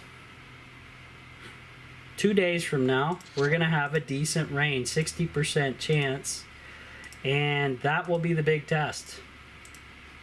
So, thank God I did all the Might as well shaving do today. that as also a stay over because the only time you're going to sort of latch onto leaks is if you're there for a long period. Yeah, so hopefully, maybe Thursday I can stay over. I don't know. I doubt it because of work. My work schedule is going to be crazy. I literally was able to get here today because it was going to be my only day off this week to do a live stream for you guys. So at least I got that in, and it was pretty successful. So that's awesome. So we'll see what I can do Thursday. Maybe I'll do a double Thursday, Friday, stay over, right? Just in case. But hopefully the Flex Seal does its thing, and I don't see anything in the rocker guard. But on the outside, guys, I did film this. I went up on the rivets. The rocker guard that was on there, completely gone. Faded from the sun or something, I don't know. But you could see the rust scaling on the actual heads of the rivets. That's how dry and, well, I guess when they rust, they're going to lose Eventually, mass. And then have the to water's drill going to get in the there. old rivets out and just put new ones in. Yeah, I could do that. Or I could, if the Flex Seal fails, I will just take a crap ton of silicone, 35-year silicone, and just coat them. Because that way, good luck, the water ain't getting in through that. If the Flex Seal fails again. Because at least with the silicone, I know it lasts for 35 years on normally. The good stuff. So at least I'll be dead by then and don't have to worry, right? And then Graham will take over. Or Stu. Whatever he wants Look, to I'm do. already in my older age group now. That's right. Graham and Stu in a walker going around in the tiny house on live stream, right? Or what? Something. I don't know. Something will happen. Maybe Graham will just toss a match in here and that'll be it. Do a send off for me. But make sure to take the propane tanks off first so you don't blow up the entire yard. Right? I'll sneak in one night and I'll undo all the bolts that attach the box to the trailer, and then I'll just slide it off the back and go, there you go, someone can take that. I'll take the trailer, I'll take the frame. There you go, yep. Maybe the price of scrap steel will be so high by then, you'll be a millionaire, Graham. Right? No, I'll probably cut it down by about 10 foot and then weld the pin back on, so you can still tow it, but it's a shorter trailer. Yeah, there you go. That'd be all right. And then Graham could start over, build it proper, and because this is a joke, right? But we're getting there. We're slowly getting there. We're learning, somewhat, right? But yeah, it is what it is for now. If I can save it, that's the main thing. Because I like it. I like coming here. This was basically my nice getaway from the parents, my little vacation during the pandemic, I'd come here, stay over, chillax, shoot some videos for you guys, and just chill. It's kind of my, what do they call it? Glamping?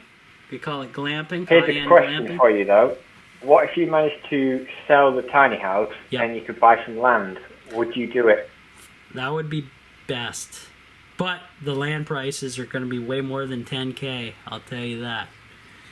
Yeah, Around probably. here. And by the time you buy the land, you're going to be sitting on it for like 5 years before you can afford to get the building materials, probably, to get going, to do anything. Exactly. Yeah. I wonder about, what do you guys, I heard of people, they buy property that's just vacant, and they'd sneak out with a digger and drop a couple shipping containers in the ground and cover them back up. There's no buildings there, but we can get in somehow and have a little place. I don't know. People have done that too to avoid taxes, but it kind of looks weird when you got your vehicles sitting out in the middle of nowhere, on a piece of flat land. Unless you get like maybe get the city sticker or logo, put it on the side of it, so the city says, "Oh, it's one of ours." Off we go. They don't care. You got to kind of getting to the point where you got to fake things out and hide stuff to be able to live anymore, which is crazy. And the inflation's not going to help any. All the pricing of everything has gone insane. So, but Graham, like, do you have most of your materials done on the Sprinter? Like, you don't have to buy a whole lot more building materials, or what's the story? Not really, no. Okay, so you kind of skated through just before the hell unleashed. Yeah. Well, almost, right? You're waiting on timber for your window, but yeah. Oh man, it's gonna be something else. It's not good, guys. And if you missed earlier in the live stream, I mentioned. Oh, there we go. Pierre is in the chat. Hey, Pierre, what's up? Thanks for joining. Yeah, John says somebody will find me and squeal like a crappy neighbor and say, "You can't do this. You got to pay all these taxes, right?" Oh yeah, Pierre wants me to use the oven over here. I'll move the camera for him and for you guys. Whoa. I got to get this guy plumbed in way down there because that's where the gas manifold is, way down by the bathroom area. So they want to see the propane stove oven hooked up so we can start cooking. And you know what's going to be a nice thing to cook in there? I can decarb the plant material in the oven here at the tiny house, and then I don't have to worry about the smell bothering anybody, which is going to be nice. Just put it on a baking sheet, parchment paper, spread it out even, decarb at 250 degrees Fahrenheit for 40 minutes, take it out, then the plant material is ready to put in a can of butter, and you're good to go. Maybe I can bake that sand in there too, Stu. Or do that in the barrel stove. Cook that sand off. All that moisture. I have to buy a bunch of trays or something to do it. Get all that moisture out of there. Yeah, so we're battling away here, Pierre. I don't know if you watched the latest and greatest Patreon video. You might want to watch it, because found some interesting damage from the mystery water leaks that I had. So this one right about here, right on the edge of this window, if you haven't seen that Patreon video, yeah, not good. And there's another one just in front of the elliptical machine. Same story, same little black moldy nonsense coming on the vinyl. So You may want to watch that for sure. I caught some water. Quite a bit actually. Though I'm still going to change out the first flush system because I'm pretty sure over the winter something cracked and expanded because it's pissing out way too much water than it should be, even with the washers. So we're gonna go ahead and get the filter idea you guys put out and use this baby because my dad had this guy on hand anyways, and we got bypass off and filter, so we're gonna want it on filter. And if I don't want to filter anything, I go right to bypass and it's just a straight shot through, or you can close it right off at off, which is nice. It wasn't window related. I thought it was, Pierre, but it isn't, unfortunately. So it's kind of major. I shot a bunch of video today and worked on it this morning and into the afternoon. So you'll be seeing that next Patreon video. All that fun work. And then when I get a few days off, I'm going to come back. I told everybody, rip the walls out on either end again. Do a little discovery work on see how much damage that I did have and how long it's been going on, and treat the mold, get rid of it. So hopefully no more issues, because if it's major mold issues, guys, unfortunately I'm gonna have to flip the tiny house. Yeah, probably at a loss too. So, don't want to do that. I still think you can strip it out and fix it. Might as well stick it out. Try to fix it before, you know, Graham always had a good idea. Like, if stuff did go bad, just sell it as a loss and then get a little bit of cash in the bank for starting over, which was a good idea. Well, when you think about it, you've already bought most of the stuff, realistically. Yeah. You've got, like, the timber in the floor. You've got the actual floorboards, you've got all the insulation. Yeah. Like, the only thing you really need to do if you did strip it is put some wall siding on and a new roof. Yeah. You know, Yep. so you've already bought most of it. Yeah. So if you did have to, like, strip it down to the trailer frame and then rebuild it, like it's basically a tiny house on the trailer, Definitely. you could do it quite easily. You know, you have got most of the stuff. Definitely. I haven't watched Netflix Off the Grid yet. I can. And actually today was a really good test, Pierre. We had a really successful live stream. I've been live streaming for 3.5 hours now straight, and we had very little interruptions now that Elon shot up more Starlink satellites, so it's getting better and better and better. So I'm guessing a few more launches and it'll be basically flawless internet everywhere. So that's pretty amazing. So shouldn't affect Netflix too much at all for streaming then. Should be pretty sweet. So we'll get there eventually, because Netflix is relatively cheap, $15 a month or something, right? Compared to cable bill of insane prices, like $100 for garbage. All the channels are, half the channels are French, the other quarter are all repeats all the time, and the rest is like garbage content. So what are you paying for? But I can definitely put it on the Android box, the Netflix, and watch Netflix right here live at the Off-Grid Tiny House, which would be sweet. Pretty useful. And then you guys said there's Fire Sticks as well. If the Android box ever fails, I could throw that on. I don't know if Netflix has a Fire Stick, but I know Amazon does.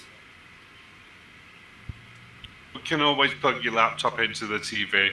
Well, the laptop works too. HDMI cord, shut the screen, boom, you're there. That's easier.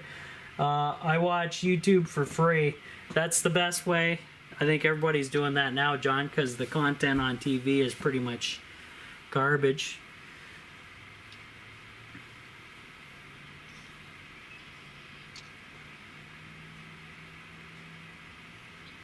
Yeah, 8 people watching. hey, there you go. I guess CR came into the chat and he said everybody live streams on Tuesdays on YouTube apparently. So I just randomly got here and picked a day that I was off and was able to set up and everything. So hey, it worked out. I know when to stream now, Tuesdays. If I get a day off work, then. You're going to have to speak to the boss about that one. Oh, that's not going to happen. He's going to work me like a dog. Like usual. Remember your ill day when it's sort of like, I'm meant to be at home in bed, no work. Yep, I had to work even on those days. That was brutal, too. Ugh, probably took a year off my life at least for that, for sure. Because I was dehydrated and all funky and I wasn't eating and I was busting butt at work and I was pretty whipped at the end of that day. Pierre says you can also get IPTV, which is probably another streaming service. It's probably of the illegal kind, but yeah, you need a VPN for them. Oh, VPN. Yeah. There you go. Let's do a quick solar update for everybody, because the sun is tracking down over here in Canada. Let's adjust the camera so you guys can actually see what the hell I'm seeing. Oh, we're just fine. 13.17 volts, 16.21 amps coming in. It's looking great. It's looking great. Sorry about jumping in front of the camera again. Oh, we went up to 1621 amps. There we go. Not too bad, not too shabby, eh, guys? Consider you're going into twilight hour, it's sort of like, Yeah. yeah, that's good enough. That's pretty good. Hey, Tanner's is back. I haven't heard from Tanner's in forever. What's up, sir? I left your page link still on my channel there. I know you had to disappear your content because of probably a teabag there, but who knows? I don't know the story. Tanner's is back. Whoa.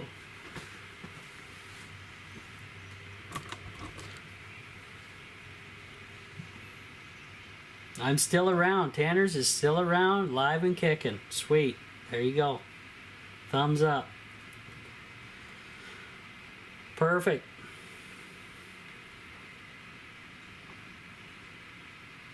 So Tanner's, if you've been missing out, I'm broadcasting live via the high-speed Starlink Elon Musk internet here at the Off-Grid Tiny House, powered by, well, Yupper donated the money for at least one of these batteries, which is fantastic. So there you go, powered by the old Patreon members. That's all right. Running the internet, running the laptop. I could throw the air conditioning on, but since it's right next door to the camera, I'm not going to do that because you guys will be deafened to death except on Discord, which we found. Yeah, we sort of do have the noise filter where it's just like, we hear nothing. Oh, okay. Okay, well, that's good to know, Tanners, and glad you're keeping busy. I'm keeping busy with work now for sure. I basically don't have to worry about work for a long time, but that kind of screws up getting here to the tiny house and giving you guys a show and videos and such, but I'm working on it for sure. I got a day off today, well, basically a partial day off today to get what I could get done here, so, and go from there.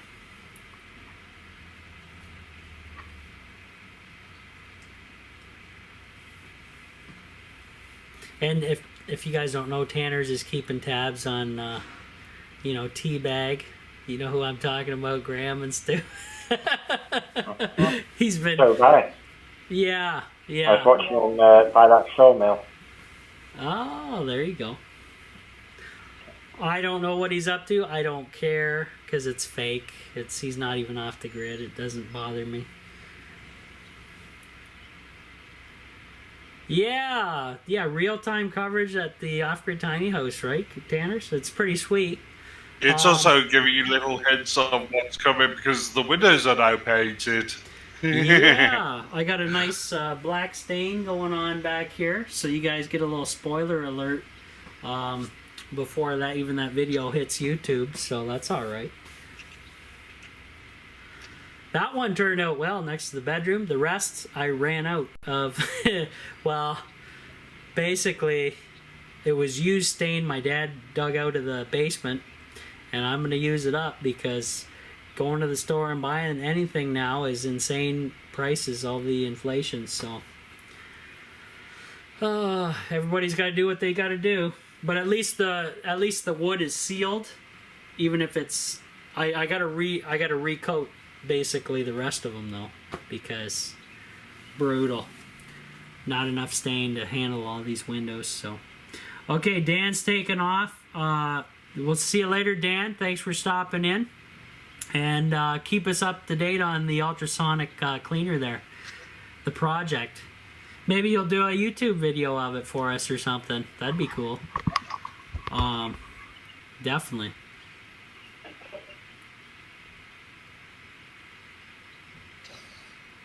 Yeah, John can get on and off the grid videos whenever he chooses, because, well, he's all over YouTube. Surfing the YouTube for content.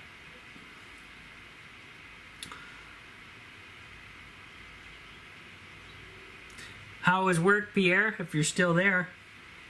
I think he's keeping busy with work too. Another page, little Starlink cutout. Little Starlink buffering.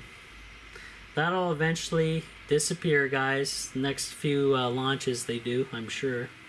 Because it's just seamless lately. Pierre's living the dream. Awesome. And guys, if you don't know, Pierre actually him and his family did get infected with the sickness that's going around, and he said it was pretty brutal. So he definitely got his shot afterwards, and yeah, so they got through it fairly well, I assume. But his mom still has some weird issues where she still can't smell or taste anything. Unfortunately, that's gonna be something that you're gonna have to live with. It's also like having a stroke. Oh, really? Something comes back, but it's not what it used to be. Okay.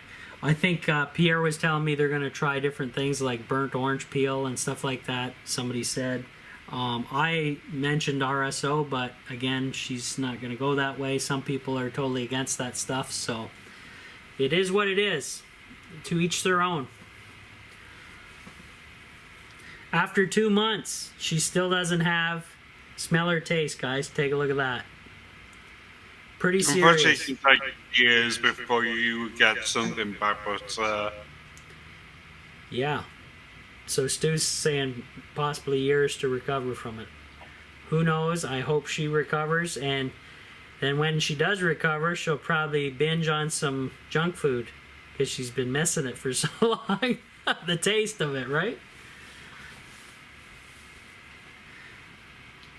Ice creams and whatever, right?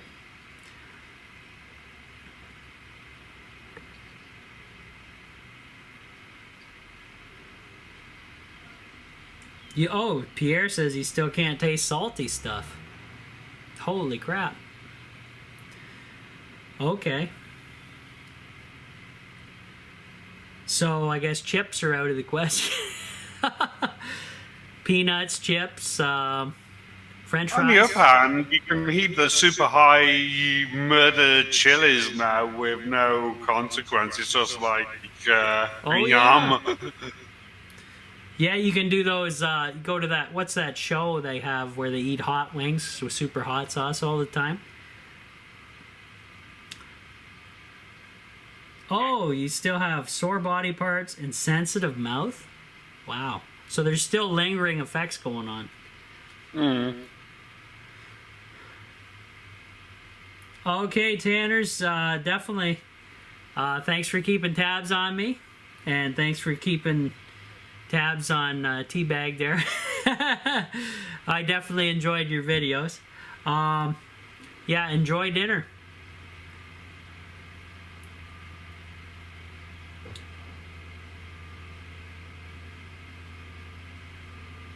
Yeah, take care, Tanners. Have a good dinner there. We'll talk to you later. John Hancock says somebody's got to do a bathroom run.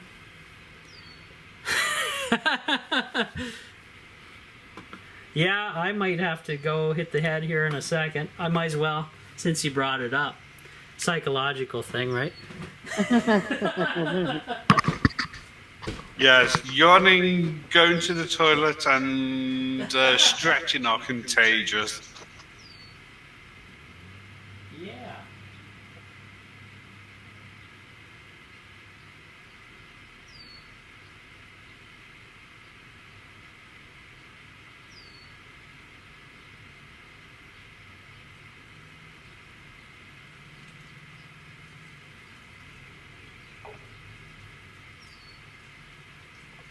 Yes, don't yawn. No, don't yawn. How dare you. 81 degrees Fahrenheit in here. Don't yawn. How's Superfan? Yeah, I got back in contact with her. She's moved to Florida. And I was just talking to her on Facebook just the other day there, just catching up. Oh,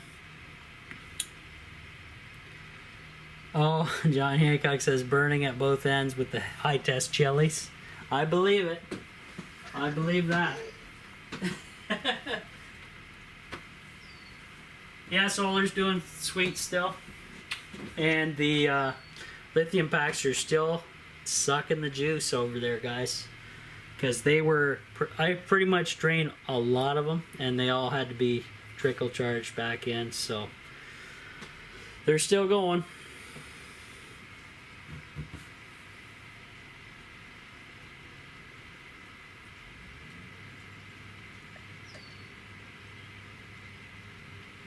How much did I pay for the solar panels? Well, when I bought I think it them, was like 500 a piece, but you bought two of them, so it worked out as $1,000 Canadian. yeah, it was just a little over $1,000, like $1,020, something like that after taxes and shipping and everything. So it was a. But you didn't I get think the very upper worth it. set. You got the lowest. I think it was the 360s you got. Yeah, 380s. It says Stu on the. Oh yeah, front. 380s. 380s. So two 380 watters in series. So just under 1 kilowatt, but pretty amazing performance even just with those guys. And I doubt I could even put a third on because of the. No, you couldn't fit a third one because when last time it hit some, I think you were something like 55 amps coming in. Yeah, we were. I bet if I did upgrade the MPPT, we'd actually see how many amps those things would push. And that might be scary. That's pretty scary right now. He's on the verge of over amping his batteries unless he sort of gets about 4 more. Well, John's asking about the panels. So the panels are very wide. So they're basically the width of my roof, basically. Almost, what is it? Almost 8 foot, Stu, something like that. They're big panels. They are very big panels. They span his whole roof. That's a stern fact. Yeah, but they're beautiful for placing them up there and fastening them, because I can just work off the ladder because they're right there. Because you don't have to actually go up. You can just kind of fasten them down. Boom, you're in business. So pretty impressive. Yeah, if you guys want to ever get some sweet quality panels for about $1,000. Well, they'll be up now in price because inflation, but still, the performance is worth it, and you get the huge. Funny enough, they're actually holding their own. They're Oh, actually keeping their oh. low prices right now. Oh, that's all right. You can probably charge your Tesla off the house, but I'd have to do a lot of buying of equipment. Stu, ask I Stu wouldn't that. get a Tesla. I would definitely get one of the other vehicles where they have vehicle to grid support as well, so you can sort of use the car's battery as an extra battery bank for the house. Yeah. Yeah. Now, the government here in Canada, since they're probably going to lose the next election because of how pathetic they did through all this, is trying to save face. So they brought out a energy program for everybody. So if you upgrade a bunch of stuff on your house, they're going to give you a $5,000 credit or check back. However, in the same breath, they want to stop manufacturing of natural gas equipment like furnaces and such and go purely electric.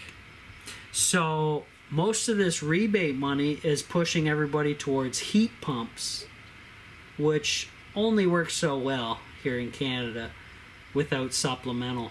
So I think they're a little insane, and that's the Liberals here. So it's a joke, in my opinion. And yeah, I don't think it's going to save them. They say this program's going to be here for 7 years. I doubt it, because once politicians change hands, they're just going to cancel that in a heartbeat.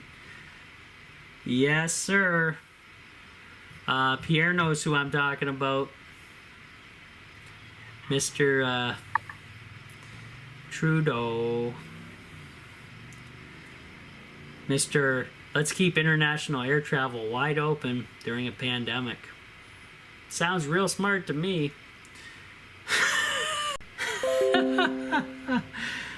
Okay, and You think Rob has any idea? He just got cut off. I just got cut off because maybe Trudeau is listening and told Elon to push that satellite out of the way. Who knows? Little Potato. Yeah, Pierre's got all the good names for him. Yeah, that's right. Yeah, it's quite the joke over here in Canada. It's bad. It is bad. Hopefully, we get these people the hell out of government forever.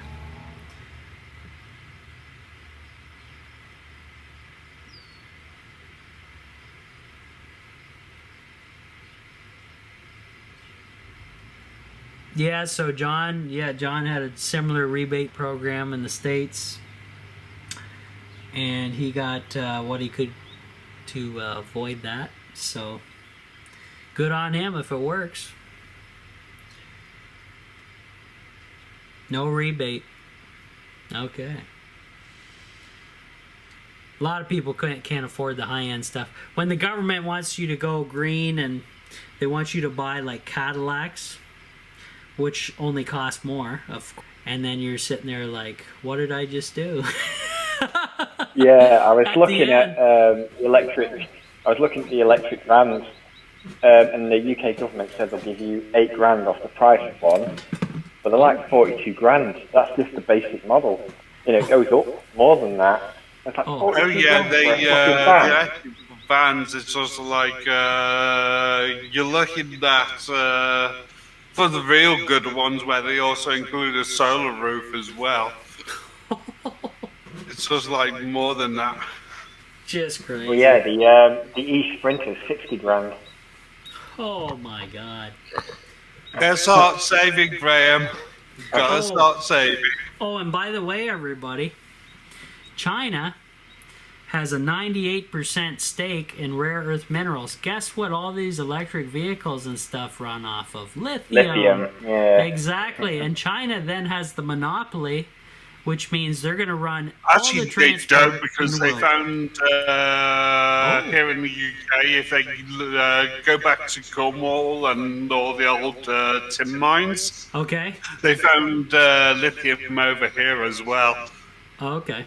Well, apparently, Stu, China has some kind of agreement globally that only they can mine deep rare earth minerals. So whether your country has it or not, apparently they have the monopoly no matter what. Thanks, China, again.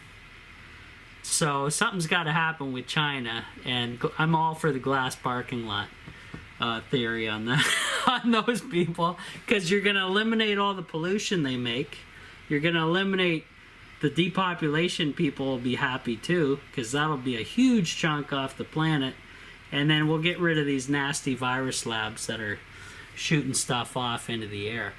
So I think it's a triple win. What about you guys? And maybe the fourth win is we get rid of a lot of old nuclear warheads, if you know what I mean. Just fire them all. You know, let's hit bedrock. Make China just completely bedrock the country. All the way to bedrock. Just keep going. Keep going until nothing's there.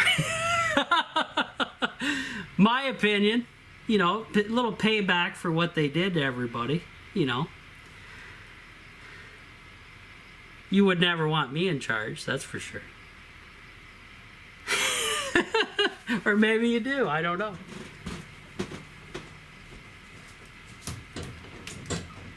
Well, for Prime Minister, President. Yeah.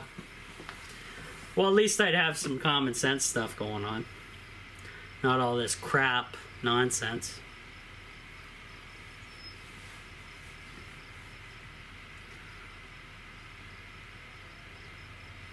Yeah, so China's going to be a big issue with all these electric cars in the future and batteries and such. And apparently they have some kind of super high voltage electrical grid over there, Stu. They were talking about it on the radio. It's like, Isn't that impressive? It's actually shitty put together and keeps breaking down on them. oh, okay, that far ahead. But then, if you're saying they got Breakdown City, then maybe it's a junk. Not to mention, even if they are hydro-powered, they've lost a lot of land to lakes. That's true. And they're building like a coal plant every day. So, yeah. Have you guys ever seen video in China during the afternoon? It looks like midnight. Pitch black because of the pollution. It's pretty insane. You guys should go Google that. Yeah. You want to know where the global warming's coming from, folks? If there is any. Right there. No standards whatsoever. Just let anything fly over there. But apparently their population's collapsing at the same time. They just increased their child policy to have up to 3 kids. But since everybody's slave labor, they can't afford to have 3 kids. They can barely afford to have 1 kid.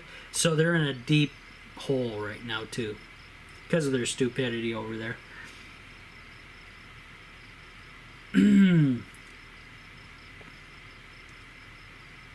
China uses China parts too. Yeah, that makes sense.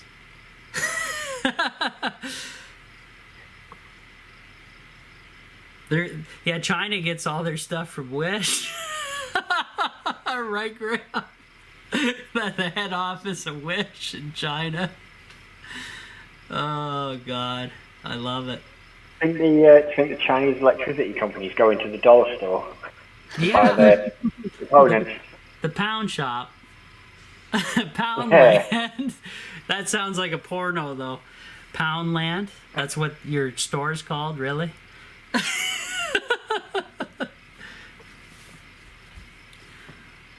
Okay. Pierre's checking out for now. He's got to chillax. Maybe crack a cold one or two. Pound Town. Yeah, that's it. All right, Pierre, you have a good one. Take her easy.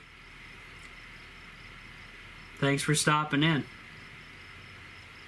We had just about everybody visit this live stream today, so that's pretty sweet. Oh, still working till 6:30. Uh-oh, no Miller time till 7, maybe? Oh, he's burning the midnight oil. Again. Reconnect successful.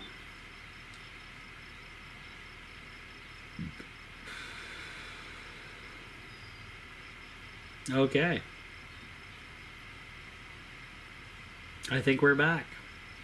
Well, Yeah, guys. it's right now you're getting a weird constellation layout over you. Oh. Okay. Let me shut this thing off. Not that I need to, but the radio is going to pop on in a second because it does that when I kill the power for whatever reason. There it goes. Shut that off. I'm going to kill the chargers for now because I don't trust leaving those on unattended. Just in case. Though there wouldn't be much I could do, Stu. One of those lithium packs pops off. Take the tiny with it. No, you sort of don't have a sandbox to sort of cover them. Toss them in. Maybe I need to build a sandbox for them. Might be safer. Charge them in a sandbox. Yeah. Well, I think what I'll do is we'll close the live stream down about 6 o'clock. A couple minutes, guys. Sound good to you guys? I went pretty steady here, and it was a good one. So I appreciate everybody that showed up, and I'm not just sitting there waiting for somebody to type something in the chat. So that's all right. So we'll see. So depending on what I find in the walls, I think the tiny house will be safe, depending on. If not, you're just going to have to get a load of puncture repair kits for bicycles and just reseal the holes. Yep. There's going to be a lot of mold cleanup, a lot of maybe lumber damage cleanup. John wants me to keep on going for 3 more hours. I guess. I don't know. I think I'd run out of power.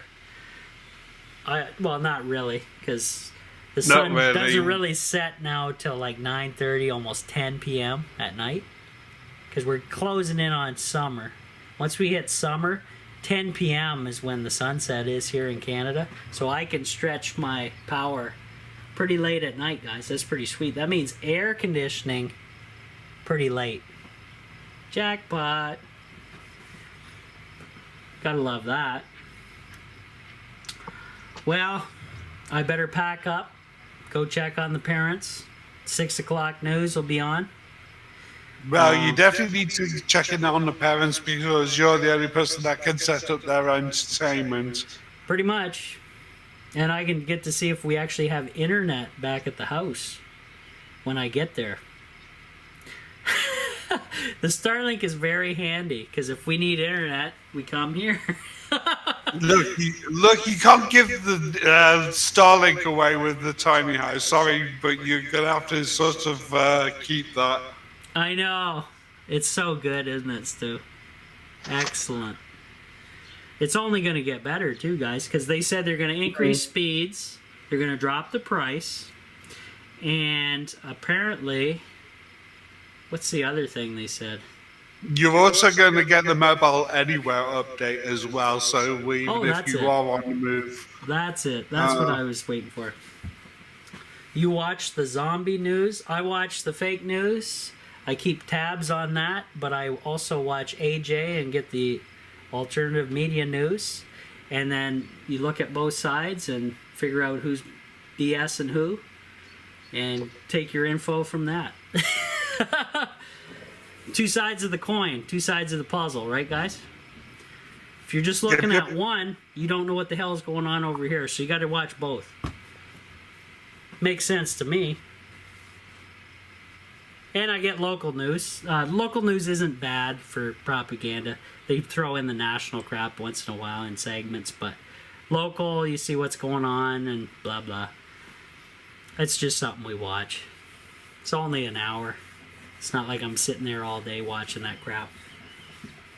Yeah, that's how I look at it, John. I watch an hour of that, and then like 3 hours of AJ's show. So AJ gets, he just dominates them. Yeah, John can't stand the news. Yeah, I don't blame you there. A lot of it's pretty stupid anymore.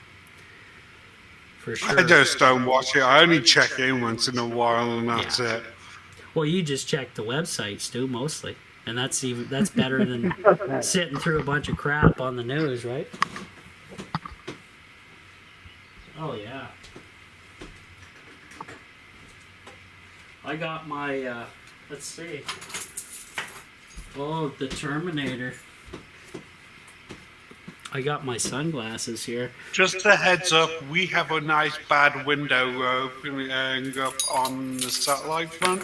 Okay, so let's end the live stream, guys, because he's saying I'm going to go down anyways.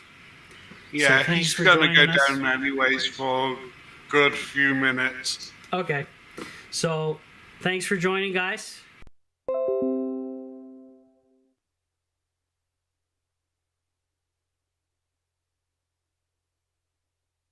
Yeah.